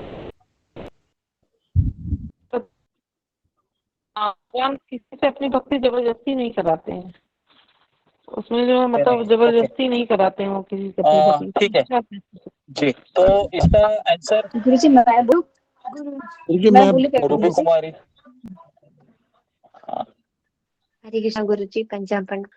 गुरुजी जैसी इच्छा रखते हैं वैसे हमें मतलब हमें फल मिलता है, तो हम इच्छा करते हैं, इच्छा की वजह से हमें ये ओके, तो ओके, तो अभी मेरा ये सवाल है कि सारे जीवात्मा इस संसार में क्यों आए हैं? मजा करने के लिए, बराबर है ना? इतना तो पता है ना? हम इस यहाँ पर क्यों आए हैं? क्योंकि मुझे भगवान की सेवा नहीं करनी है, मुझे यहाँ पर मेरी सेवा होनी चाहिए, मुझे स्वामी बनना है। तो ये मेन रीजन है। अभी मुझे बताइए, इसके लिए मेरी भौतिक इच्छा बहुत है, क्योंकि भौतिक इच्छा से ही मैं यहाँ पर स्वामी बन सकता हूँ। तो अभी मुझे भौतिक इच्छा कौन पूरा करेगा? तो भौतिक इच्छा के लिए सबसे भगवान कहते हैं कि ये जो देवी देवता है ये इसके लिए सबसे बेस्ट है। तो इसके लिए वेद शास्त्रों में 99% है। ये अगर आप शास्त्र पढ़ोगे ना तो उसमें यही लिखा है कि अगर आपको अच्छा आरोग्य चाहिए, अच्छा हेल्थ चाहिए, तो आप सूर्य देव की पूजा करो। अच्छा पैसा चाहिए, कुबेर की पूजा करो। अच्छा पति चाहिए, शिव जी की पूजा करो। अगर अच्छा पत्नी चाहिए तो किसकी पूजा करो? पार्वती की पूजा करो। तो ये सब चीज क्यों बताया गया है? क्योंकि लोग उसकी वैकेंसी ज्यादा है ना, समझ में आ रहा है ना? वैकेंसी उसकी ज्यादा है। तो अभी मुझे बताओ, जिसकी वैकेंसी ज्यादा है शास्त्र में उसी का चीज आएगा, बराबर है? कोई अपने घर जाना चाहता है क्या? घर जाना कोई नहीं चाहता है। तो इसके लिए 1% ही शास्त्र में उल्लेख है कि कृष्ण के पास अगर आप आना है तो आ सकते हो। तो इसके लिए भगवान ने ये 99% जो लोग हैं इस संसार में जो भौतिक इच्छा को पूर्ण करना चाहते हैं, उन्हीं के लिए पहले शिव जी ये सबसे प्रोमिनेंट है इसके लिए, क्योंकि शिव जी है आपको तुरंत आपको प्रसन्न करेंगे कुछ देके, है ना? लेकिन अगर आपको इस संसार से मुक्ति चाहिए तो कोई भी देवी देवता नहीं दे सकता। ना शिव जी दे सकते हैं, ना चंद्र, इंद्र, वरुण, दुर्गा जी, गणेश जी, सरस्वती माँ, कोई नहीं दे सकता है। एक ही व्यक्ति दे सकता है, वो कौन है? कृष्ण। ये एक चीज है, ठीक है? तो हम आगे गुरुजी थोड़ा प्रश्न है मेरा कि अगर हम लोग तो बद्ध जीव है, हम लोग को तो भौतिक इच्छा मान लीजिए रहता है, तो फिर शास्त्र में भी हम लोग के सपोर्ट में ही क्यों लिखा गया था? उसको सही मतलब कारण लिखना, मतलब हाँ कृष्ण के बारे में बताना चाहिए ना कि हाँ वो उनको ही परम भगवान है। हम ब्रह्मांड भ्रमित है कौन भाग्यवान जीव। हम सभी लोग ना इस ब्रह्मांड में घूम रहे हैं। जब तक किसी भक्त का कृपा नहीं मिलेगा तब तक हम इस संसार से मुक्त नहीं हो सकते। समझ में आ रहा है ना? जब तक किसी भक्त का कृपा नहीं मिलेगा, जिस तरह से हम कॉलिंग की सेवा कर रहे हैं अभी, मान लो कोई व्यक्ति कॉलिंग की सेवा कर रहा है, आप उसको जानते हो क्या? कौन है वो? आप उसको जानते नहीं है, बस आपको नंबर दिया है, बराबर है? उसने आपको कॉल किया और अगर आपने उसको रिसीव किया सामने वाले ने और कहा कि ठीक है मुझे गीता सुननी है तो मैं जरा आज आ जाता हूँ या आ जाती हूँ, और फिर वो अटेंड करते हैं, उसके बाद फिर उसको अच्छा लगता है, तो मुझे बताओ क्या उस भक्त ने कॉलिंग करने के पहले सोचा था क्या कि मुझे इसके ऊपर कृपा करनी है? ऐसा कुछ नहीं था। बस उसने कॉल किया, उसने पिकअप किया और आ गया वो, और आगे चल के फिर उसने संसार से वैराग्य हुआ, कृष्ण के भक्ति में इतना डूब गया कि उसके आंखों से पानी आने लगे। तो ये कैसे हुआ? ये कुछ इसमें कुछ कारण था क्या? कुछ कारण नहीं था। कारण एक ही था कि एक भक्त का उसके ऊपर दृष्टि पड़ा। तो हम सब लोग ऐसे ही है। हमने प्लानिंग किया था कि यहाँ पर आने का, किसी ने प्लानिंग नहीं किया था। बराबर है, हम ऐसे ही यहाँ पर जुड़े हैं। तो इसके लिए इसमें कुछ कारण नहीं, इसके लिए भक्ति को अहेतुकी बताया जाता है। अहेतुकी का अर्थ है इसका कोई कारण ही नहीं है, बस किसी भक्त की इच्छा हो गई कि ये कृष्ण से जुड़ना चाहिए और वो जुड़ गई और जुड़ गया, बस गुरुजी इस तो तरीके फिर से हमें भक्ति क्या, गुरुजी माफ करिएगा, क्या हमें फिर और अन्य तीर्थ स्थानों की क्या दर्शन नहीं करने जाना चाहिए कृष्ण के हमें करने जाना चाहिए, लेकिन अलावा? अभी देखिए सबसे पहला है कि जैसे पशुपतिनाथ है, जैसे अभी हम ऋषिकेश जा रहे हैं, तो हमको भक्तों के साथ जाना चाहिए ताकि हम उस चीज को अच्छे से जान सके। आप अकेले जाओगे अभी मान लो पशुपतिनाथ में, है ना, शिवरात्रि के दिन, तो आप क्या करोगे, वहां पर शिव जी के भक्तों को देखोगी और वो लोग करते हैं वैसे ही करोगी, क्योंकि वहां पर एटमोस्फेयर ऐसे ही चलता है। तो क्या होगा फिर, आपको नुकसान ही होगा वहां पर जाके, क्योंकि वो लोग अज्ञानी है, वो थोड़ी ना शास्त्र वेद पढ़े हैं, उनको तो लगता है कि शिव जी भगवान है, और आप अकेले जाओगे तो आपको उनका इन्फ्लुएंस होगा, है ना, इस तरीके से होता है। तो इसके लिए हमको भक्तों के साथ जा सकते हैं ना गुरुजी, अगर ऐसे कभी भक्तों के मौका साथ में मिले जा हमें सकते तो? हैं, जैसा हम ऋषिकेश जा रहे हैं, एक्चुअली ऋषिकेश जी शिव जी गुरुजी। का स्थान है, बराबर ना, हम जा रहे हैं फिर भी क्यों हरे जा रहे कृष्णा हैं? प्रभु जी। जी हरे कृष्णा प्रभु जी, इसीलिए तो हमें प्रचार करना चाहिए, है ना प्रभु जी? जी जी, प्रचार हमको करते रहना चाहिए, कॉलिंग की सेवा वगैरह। जी आगे बढ़ते हैं अभी। हरे कृष्ण तीसरा, प्रभु जी, एक छोटी सी बात और पूछनी थी। नहीं हरे कृष्ण प्रभु जी, मैं कह रहा हूँ ये जो अपने कृष्ण भगवान जी जो हैं, ये हमारी भौतिक आवश्यकताओं को भी तो पूरा करते हैं। ऐसा गीता में लिखा है कि देवताओं के थ्रू भी करते हैं और डायरेक्टली भी करते हैं। हाँ, अभी जो लोग भौतिक इच्छा से कृष्ण के पास आता है उनका क्या होता है पता है क्या, क्योंकि मंत्र का जप करते हैं वो, हरे उनकी कृष्णा भी इच्छा पूरी करते कृष्ण हैं वो। कृष्ण हरे हरे, हरे राम राम राम हरे हरे। तो कृष्ण क्या करते हैं, उनसे ट्रिक करते हैं, क्योंकि मंत्र का जप करने से क्या हो रहा है, उनका भौतिक इच्छा है वो खत्म हो रहा है। तो वो आए थे किसके लिए कृष्ण के पास, कुछ मुझे लक्ष्मी चाहिए, लक्ष्मी की कृपा होनी चाहिए, कुछ पैसा चाहिए, करोड़पति बनना है, लेकिन वो मंत्र का जप कर रहे हैं। तो मंत्र का जप करने से क्या होगा, धीरे धीरे धीरे धीरे धीरे धीरे धीरे धीरे उनका वो इच्छा खत्म हो जाएगा, बराबर है। और फिर लेकिन वो वैसे वो भी तो हमारी भौतिक इच्छाओं को भी तो, नहीं, भौतिक इच्छा है, लेकिन अगर भौतिक इच्छा से हम देवी देवताओं के पास जाओगे तो हमारा शुद्धिकरण होगा क्या, नहीं होगा। तो भी उनके थ्रू होगा तो कृष्ण करेंगे, तो कृष्ण भगवान ही केवल कृष्ण ही उनके करेंगे थ्रू और कुछ करेंगे। नहीं करेंगे। इसके लिए अगर आपकी भौतिक इच्छा है तो भी आप कृष्ण की भक्ति कीजिए, कोई प्रॉब्लम नहीं। हाँ जी, हाँ जी, समझ में आ रहा है? वही तो कह रहे हैं कि हाँ, अगर कृष्ण आपकी की भौतिक भक्ति से इच्छा है हमें तो भी आप कृष्ण के पास जाइए, है ना। जीवन भर भी खुश रहेंगे और जीवन के बाद भी खुश रहेंगे। हाँ, जैसे जीवन के बाद, जीवन के साथ भी, जीवन गुरु जी के हम बाद तो भी। हमारे इच्छा से इधर आए हैं ना, भगवान के पिता को छोड़ के, तो हमें तो उतना जी तो जी, सोचना चाहिए। हम हाँ, तो इसके हमारी लिए इच्छा ना, से हम आए हैं। जी, भागवत में कहा गया है, अकाम सर्व कामो मोक्ष कामा उदारति, है ना। भले ही आपकी कामना है या कामना नहीं है, आप कृष्ण के पास आइए और किसी के बस मत जाइए, क्योंकि कृष्ण हमारे पिता है। पिता को पता है बच्चे को क्या देना चाहिए क्या नहीं देना चाहिए, है ना। अगर आप दुकानदार के पास जाओगे तो बोलोगे मुझे फिनाइल का बोतल चाहिए, तो बोलेगा कि आपको क्यों चाहिए भाई, नहीं बोलेगा ना। पिताजी के पास जाएगा तो पिताजी क्या बोलेगा, क्यों चाहिए तेरे को, बताओ मुझे, नहीं दूंगा बिल्कुल, इस तरीके से। ओके, तो ओके आगे बढ़ते हैं अभी हम। गुरुजी इसका 3-4 पॉइंट बता दीजिए ना, जैसे कि हम लिख सके इसमें आंसर सटीक में, कि जैसे कि शास्त्रों में क्यों हनुमान जी, गणेश जी, शिव जी को अधिक विशेष हाँ, महत्व इसका दिया एक ही गया है। चीज है कि पहला आप लिखिए कि हम सारे जीवात्मा यहाँ पर भगवान कृष्ण को छोड़कर स्वतंत्र इच्छा से यहाँ पर भोग करने के लिए आए हैं, ये पहला इसका कारण है। दूसरा कारण लिखिए कि भौतिक इच्छा है देवी देवता तुरंत पूर्ण करते हैं, कृष्ण पूर्ण नहीं करते हैं। कृष्ण है समय लेते हैं, क्योंकि कृष्ण पिताजी है ना। तो इसके लिए बेसिकली शास्त्रों में देवी देवताओं का वर्णन ज्यादा आ रहा है ना। और देवी देवता है ये हमारी इच्छा पूर्ण करते, तुरंत पूर्ण करते, है ना। आज भी अगर आप जाओगे पशुपतिनाथ में, या फिर 12 सोमवार करोगे, 10 सोमवार, कुछ तो ऐसा होता है उनका, है ना। मार्गशीर्ष महीना आता है तभी भी काफी लेडीज गुरुवार करती है, सुना है ऐसे मैंने, कुछ तो गुरुवार भी रहता है, बहुत कुछ रहता है ऐसे, तो सावन के करते। सोमवार भी करते हैं गुरुजी, हाँ, सावन के सावन का सोमवार। सोमवार होता है। तो ये सब क्या होता है, ये सब कर्म कांड में आता है, इसको भक्ति से कुछ लेना देना नहीं है। अगर आप ये करोगे ना तो आप इसी संसार, क्योंकि शिव जी क्या करोगे, आपको बहुत ऐश्वर्य देंगे, उस ऐश्वर्य से क्या करेंगे आप, और भोग करेंगे, बराबर ना। ऐश्वर्य दान दान करोगे क्या आप? दान नहीं करोगे आप, और भोग करोगे, और भोग से क्या होगा? अगला जन्म फिक्स, बराबर ना। भोग करोगे अगला जन्म फिक्स, है ना। तो इस तरह से चलता रहेगा। फिर कुछ फायदा हुआ क्या? देखो फिर महाशिवरात्रि का उपास करके, महाशिवरात्रि उपास किया, शिव जी ने ऐश्वर्य दिया, बराबर है। अभी आप बहुत पैसे वाले हो गए। उसके बाद आप क्या करोगे? मजा करोगे। मजा करके क्या होगा? वापस जन्म मिलेगा अगला। क्या फायदा हुआ?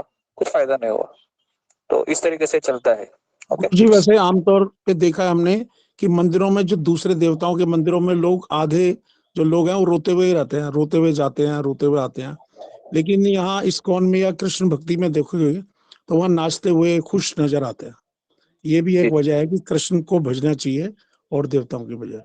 जी, ओके। अभी मैं आगे बढ़ता हूँ। अभी मैं क्वेश्चन आंसर नहीं लूंगा। 4:15 बजे 25 मिनट में शिव जी का एक स्टोरी मैं बताता हूँ, क्योंकि अगर रहेगा, अगर हमारा खत्म नहीं होता है तो कल हम वापस शिव जी के बारे में बता सकते, लेकिन मैं आज ही प्रयास करता हूँ पूर्ण करने का। तो पार्वती ने एक बार पूछा, हे आराध्य देव, आपके सम्मान में किए गए कई अनुष्ठानों में से कौन सा अनुष्ठान आपको सबसे अधिक प्रसन्न करता है? तो कैलाश पर्वत की चोटी पर भगवान शिव जी और पार्वती जी के बीच में संवाद हो रहा है। शिव जी ने उत्तर दिया, फाल्गुन के महीने में कृष्ण पक्ष में अमावस्या की 14वीं रात मेरा पसंदीदा दिन है। इसे महाशिवरात्रि कहते हैं। जो कोई मेरा भक्त, मतलब शिव जी का भक्त, शिव भक्त मुझे स्नान करवाता है, फूल, मिठाई और धूप की पेशकश की तुलना में केवल उपवास से अधिक खुशी और मुझे मिलती है ना। तो भक्त दिन में कड़े आध्यात्मिक अनुशासन का पालन करता है और रात के 4 क्रमिक 3 घंटों में से प्रत्येक के दौरान वह अलग अलग रूपों में मेरी पूजा करता है। तो शिव जी कहते हैं कि मुझे बेल के पत्ते ज्यादा प्रिय है ना। तो पहले प्रहर में दूध देता है वो, दूसरे प्रहर में दही देता है, और तीसरे प्रहर में क्या देता है? किसी को पता है? शिव जी को घी, शहद। शहद। हाँ शहद जी, तीसरे में घी और चौथे में शहद है। 4 प्रहर होते हैं ना।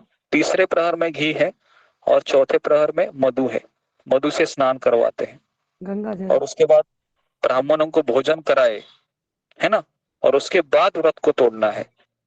तो कोई भी व्रत देखो आप, ब्राह्मण वैष्णव को, है ना, संतुष्ट करने के बाद ही वो पूर्ण होता है। तो इस तरीके से ये है। लेकिन मैंने अभी अभी बताया कि अगर शिवरात्रि का अगर हम व्रत करते हैं, अगर आपको पैसे मिल जाते हैं, बहुत आपका प्रतिष्ठा हो जाता है, ऐश्वर्य मिलता है, और अगर हमने अगर शास्त्र का आश्रय नहीं लिया है, गुरु का आश्रय नहीं लिया है, तो वह जो पैसा हमको प्राप्त हुआ है वह हमारा अगला जन्म का कारण बनेगा।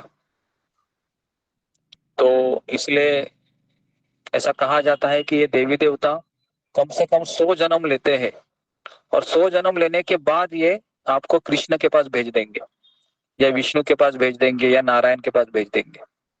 तो इस तरीके से चलता है। बेसिकली हर एक देवता है ना, अभी गणेश जी का है, कोई भक्त है, गणेश भक्त है, तो फिर वो गणेश जी उसके कम से कम 50-100 जन्म ले लेते, उससे पूजा करवाते हैं, और फिर उसको नेक्स्ट प्रमोशन।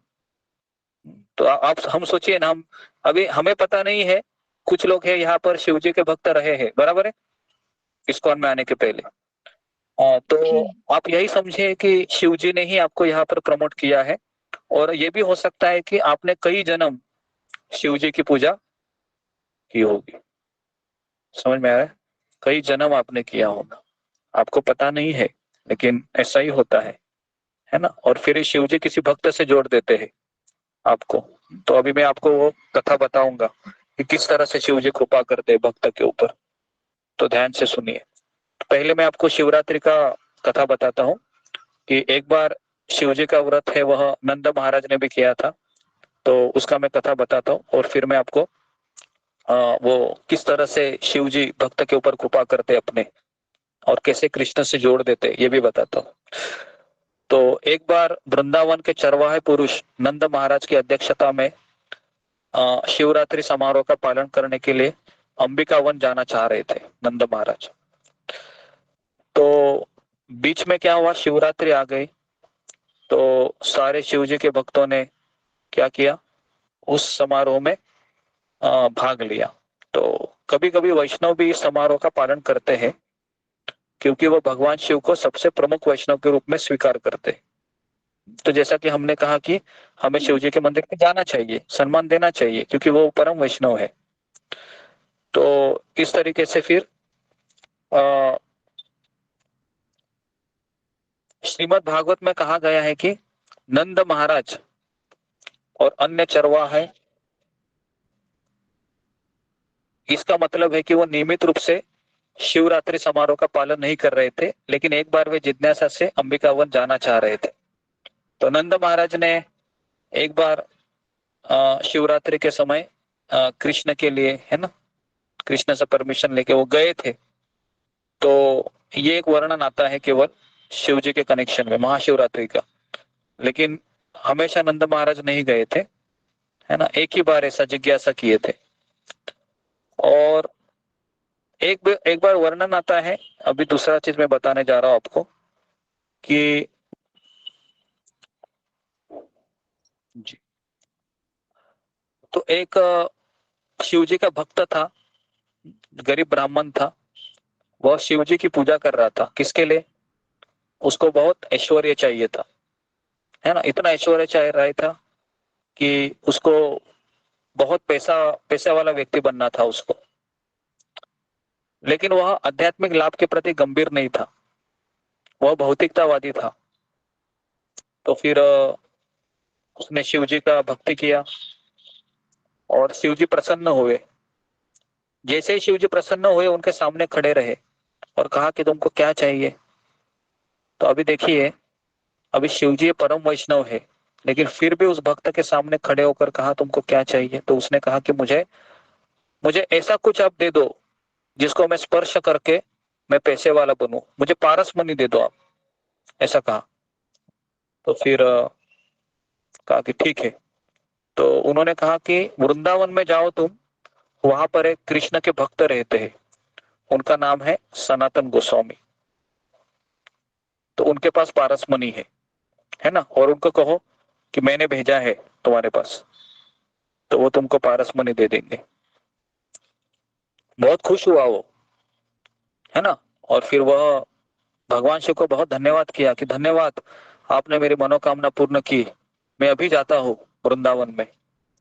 तो भक्त सनातन गोस्वामी का पता पूछते पूछते पूछते पूछते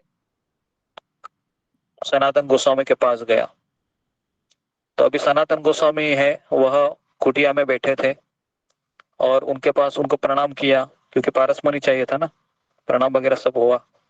तो उसके बाद फिर कहा कि मुझे शिवजी ने आपके पास भेजा है महाशय, आप मुझे बताइए कि पारस मनी चाहिए था मुझे, कहाँ मिलेगा, क्योंकि उन्होंने कहा कि आपके पास एक पारस मनी है।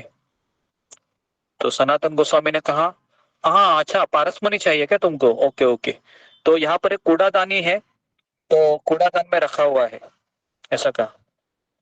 तो पहले तो आश्चर्य हुआ कि पारस मनी का अर्थ पता है ना सबको, जिसको छूने से सोना बन जाए, सोना सोना हो जाता है जो छूते हैं। तो इस तरीके से फिर गरीब ब्राह्मण के अनुरोध पर सनातन गोस्वामी ने उसको कहा कि जाओ, पूरा उसने टोकरी खाली किया, टोकरी के नीचे उसको पारस मनी मिला। बहुत खुश हुआ, धन्यवाद सनातन गोस्वामी जी, बहुत बहुत धन्यवाद आपका, बहुत बहुत धन्यवाद, धन्यवाद, आपने मेरी मनोकामना पूर्ण की। इस तरीके से फिर वह क्या किया, उसने सनातन गोस्वामी को कहा टाटा बाय बाय, और वो चले गए। अभी हुआ क्या देखिए, जैसे वो रास्ते से जा रहे थे, अचानक उसके मन में एक प्रश्न आया, ये सनातन गोस्वामी ने पारस मनी को कचरे के डिब्बे में क्यों रखा, इसका अर्थ क्या है, इनके पास पारस मनी से भी कोई बहुमूल्य चीज रहेगी, ऐसा उसके मन में प्रश्न आया, है ना। तो बुद्धिमान था वो शिव जी का भक्त, है ना। तो उसने क्या किया, फिर रिटर्न टिकट ले लिया रास्ते में से, वापस सनातन गोस्वामी के पास आकर कहा कि महाशय आपने मेरे साथ चीटिंग किया, डायरेक्ट ऐसे ही बोला। तो बोले कि मैंने क्या चीटिंग किया, तुमको पारस मनी चाहिए था, मैंने दिला दिया। हाँ, लेकिन आपने पारसमणि कचरे के डिब्बे में रखा था। इसका अर्थ है कि आपके पास पारसमणि से भी बहुमूल्य चीज रहेगी। क्या आप मुझे देना चाहेंगे? तो सनातन गोस्वामी बोला, हाँ क्यों नहीं, लेकिन मेरी एक शर्त है। अभी आप शर्त सुनोगे तो हिल जाओगे। शर्त क्या कहते हैं देखिए। सनातन गोस्वामी कहते हैं उस व्यक्ति को, तुमको ये पारसमणि है गंगा में फेंकना पड़ेगा, ये शर्त होती है। तो अभी उसकी परीक्षा होती है, 2 बार 3 बार सोचता है, लेकिन उसको इतना पता रहता है कि इसके पास कुछ ना कुछ इससे बेहतर है, क्योंकि कूड़ेदान में रखा था। तो फिर उसने क्या किया, गंगा में गया, पारसमणि को फेंक दिया। फेंकने के बाद स्नान करके वापस आया और कहा कि हाँ अभी मैंने उसको फेंक दिया, अभी मुझे दीजिए वो चीज, जल्दी जल्दी दीजिए, क्योंकि मैं देख रहा हूँ कि आपके पास है वो और आप एकदम शांत है, निश्चिंत है, कोई आपको समस्या नहीं है। तो फिर सनातन गोस्वामी ने कहा कि अभी मैं तुमको, जो शिवजी ने, है ना, शिवजी ने आपको यहाँ पर क्यों भेजा है इसका कारण मैं जानता था, है ना। शिवजी ने यहाँ पर क्यों, अभी वो चीज मैं आपको दे रहा हूँ। तो उसको बुला लेते हैं, है ना, और उसको क्या कहते हैं, उसके कान में उसको मंत्र दीक्षा देते हैं। तो उसके कान में ऐसे बुलाते और कहते हैं, हरे कृष्णा कृष्णा कृष्णा हरे हरे, हरे राम राम राम हरे हरे। तो ये 16 अक्षर का मंत्र उसके कान में बोलते हैं और कहते हैं ये पारसमणि से भी श्रेष्ठ है। समझ में आ रहा है आपको? जो आप सुबह उठकर जो बोलते हैं ना, ये आपको शिवजी के दर्शन के बिना ही, है ना, शिवजी तो सामने प्रकट नहीं हुए किसी के, बराबर ना, भेज रहे हैं कि चलो चलो जाओ उधर, है ना। तो आप सोच सकते हो ना, इतना बड़ा हमको गिफ्ट मिला है। ये सुनने से पता चलता है ना कि मुझे क्या मिला है। क्या लगता है आपको? सुनने से ही पता चलता है, नहीं तो हरे कृष्ण महामंत्र तो हर कोई बोलता है ना। मैं उड़ीसा में हूँ अभी, तो यहाँ पर तो कितने लोग हरे कृष्ण महामंत्र बोलते हैं, लेकिन साथ में मांस मछली भी चलती है, ड्रिंक भी करते हैं। समझ में आ रहा है ना? तो पारसमणि से भी ज्यादा चीज मिला है, लेकिन उसका इंपॉर्टेंस कभी मिलता है जब हम किसी प्रामाणिक गुरु से जुड़ते हैं, जब हम गुरु परंपरा से जुड़ते हैं, तो पता चलता है कि वास्तविक हरे कृष्ण महामंत्र मेरे जीवन में कितना मूल्यवान है ना। तो इसके लिए हमको ये सुनते रहना चाहिए कि मुझे जो मिला है ये डायमंड से क्या, डायमंड से भी ज्यादा इंपॉर्टेंट पारसमणि है।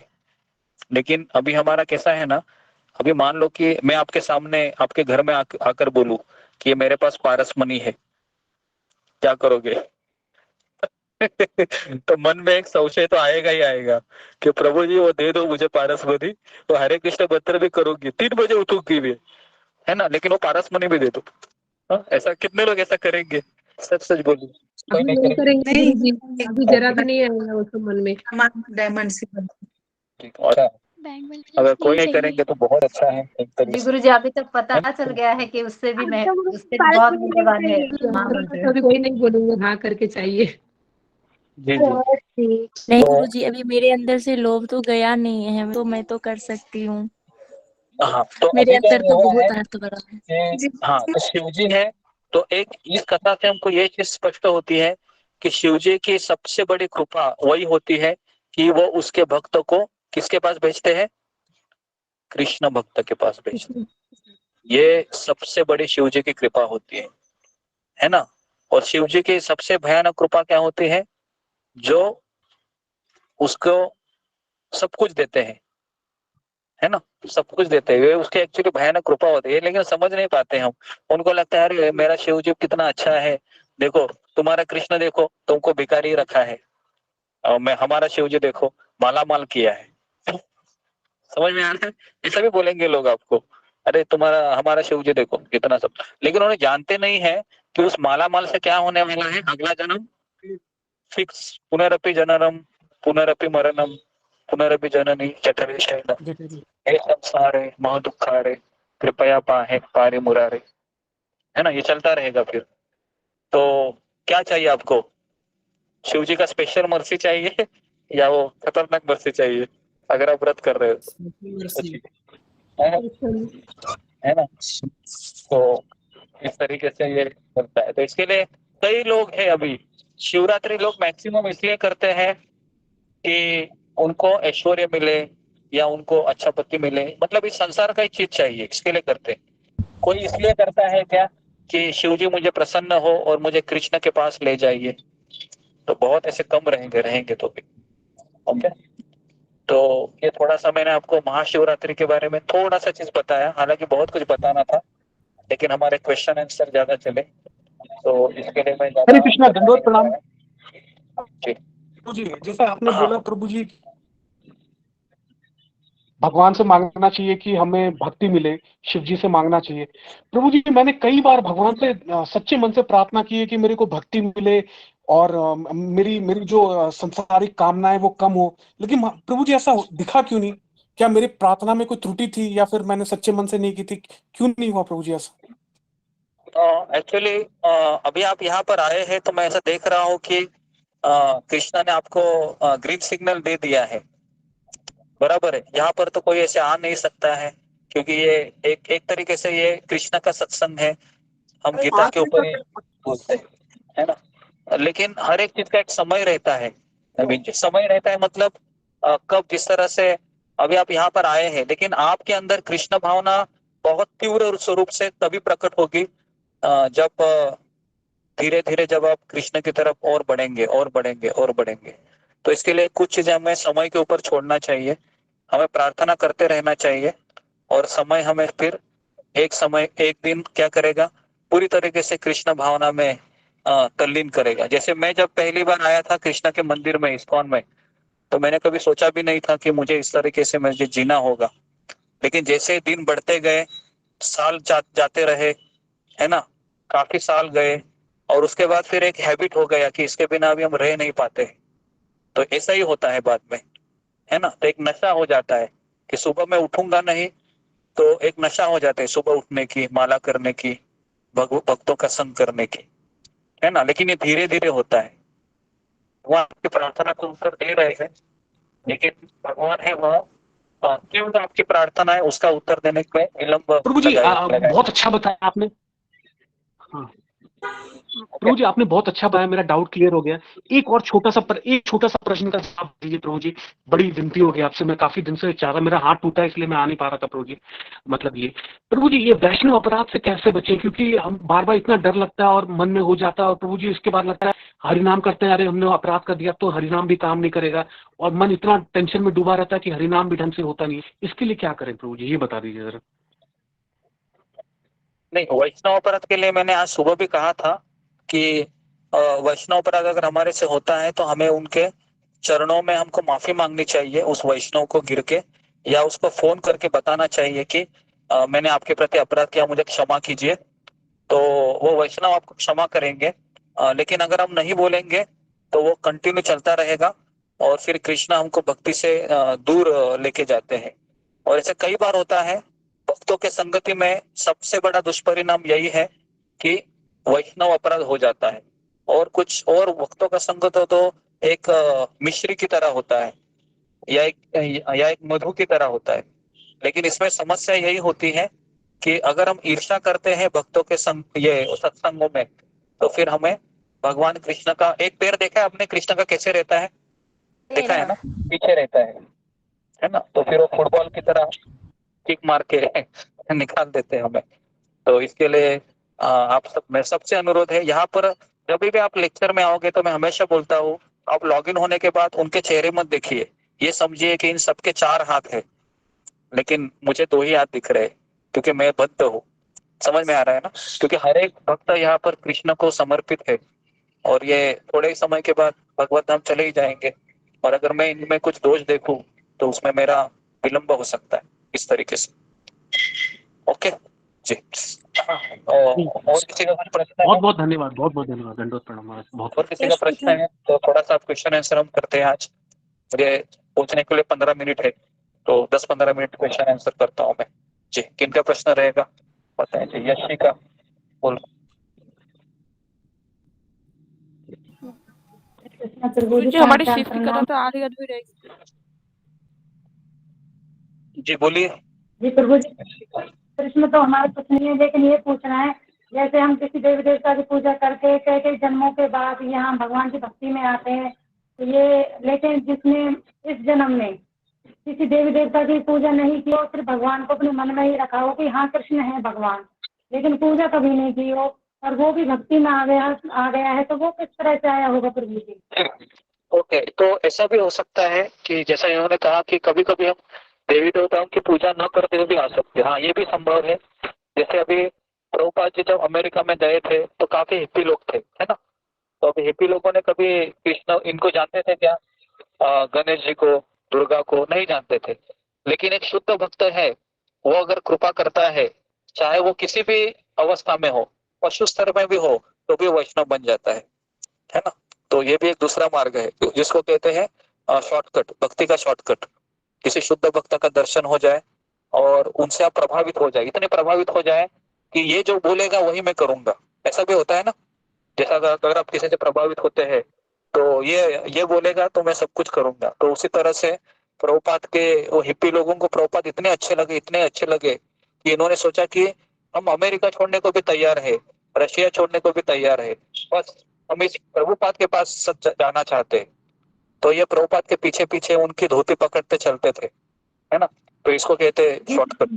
तो ये भी हो सकता है। जी प्रभु जी, जैसे आप बता रहे हैं कि शुद्ध भक्त के दर्शन से शुद्ध भक्त ने जब हरि नाम दे दिया है, उससे इतना लगाव हो जाता है कि उसके लिए सब चीज छोड़ देते हैं।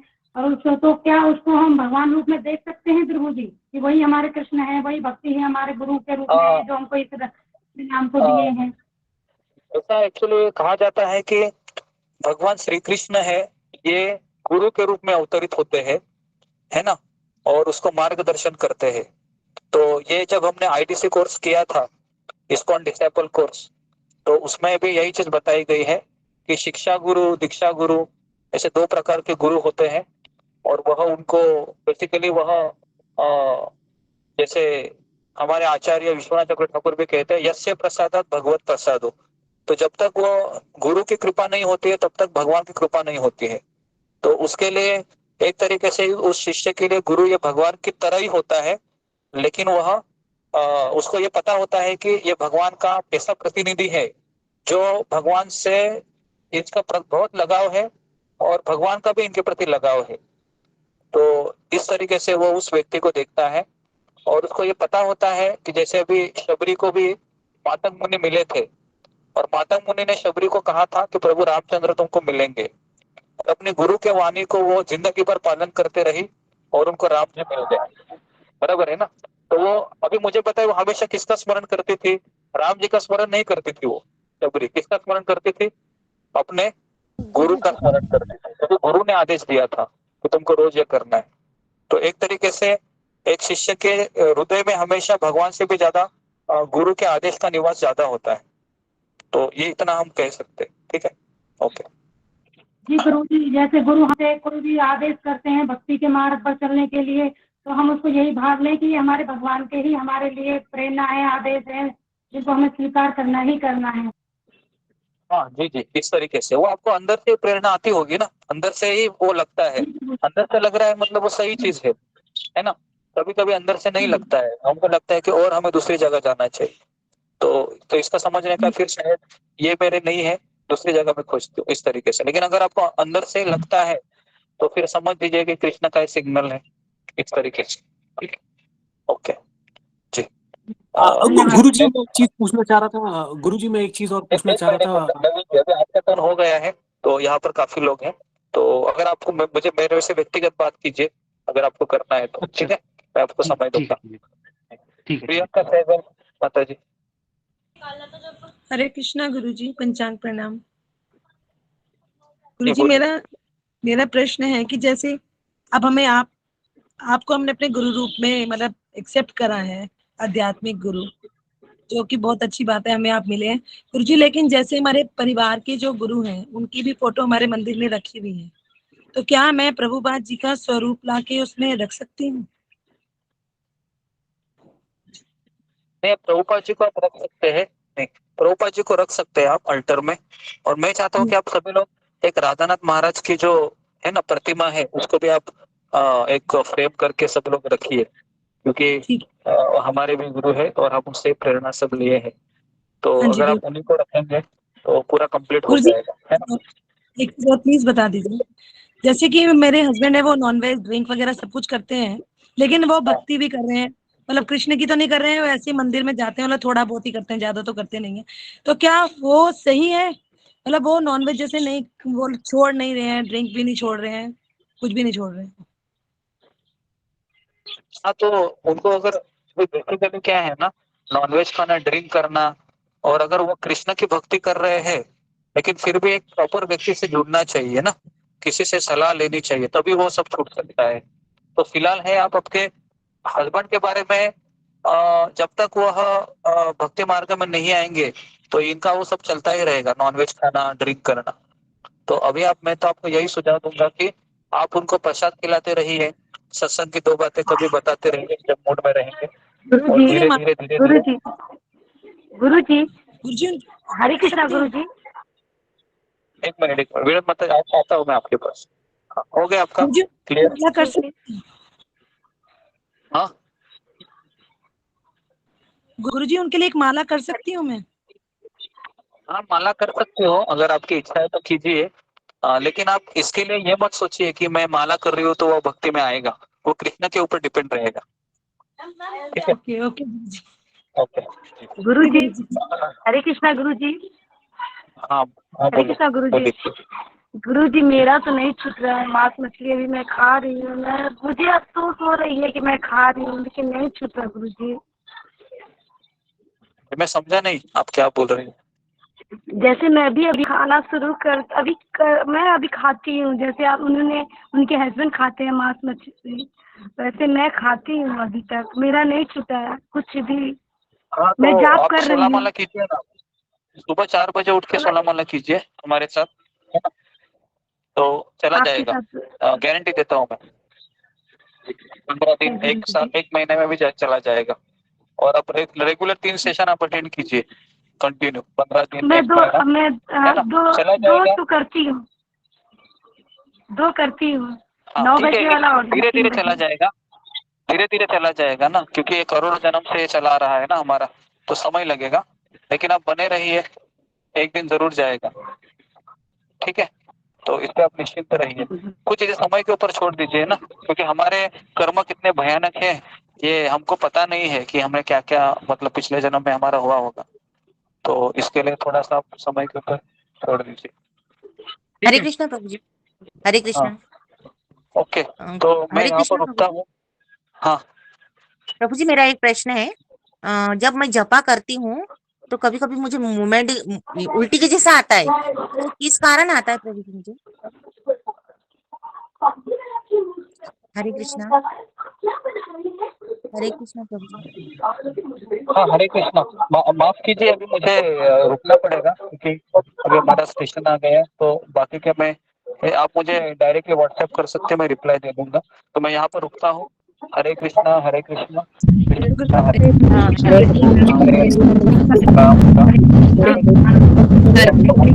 राम राम। हरे राम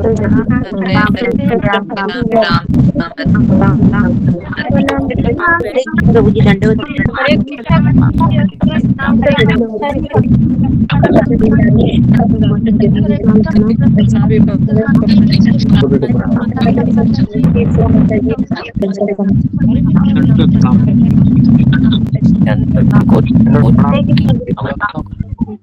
हरे कृष्णा।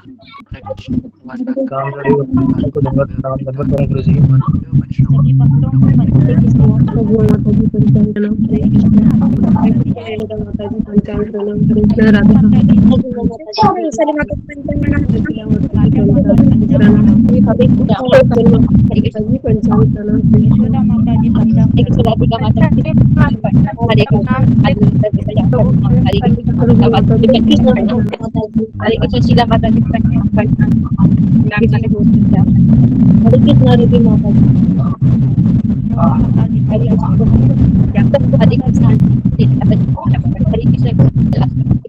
हरे कृष्णा धन्यवाद।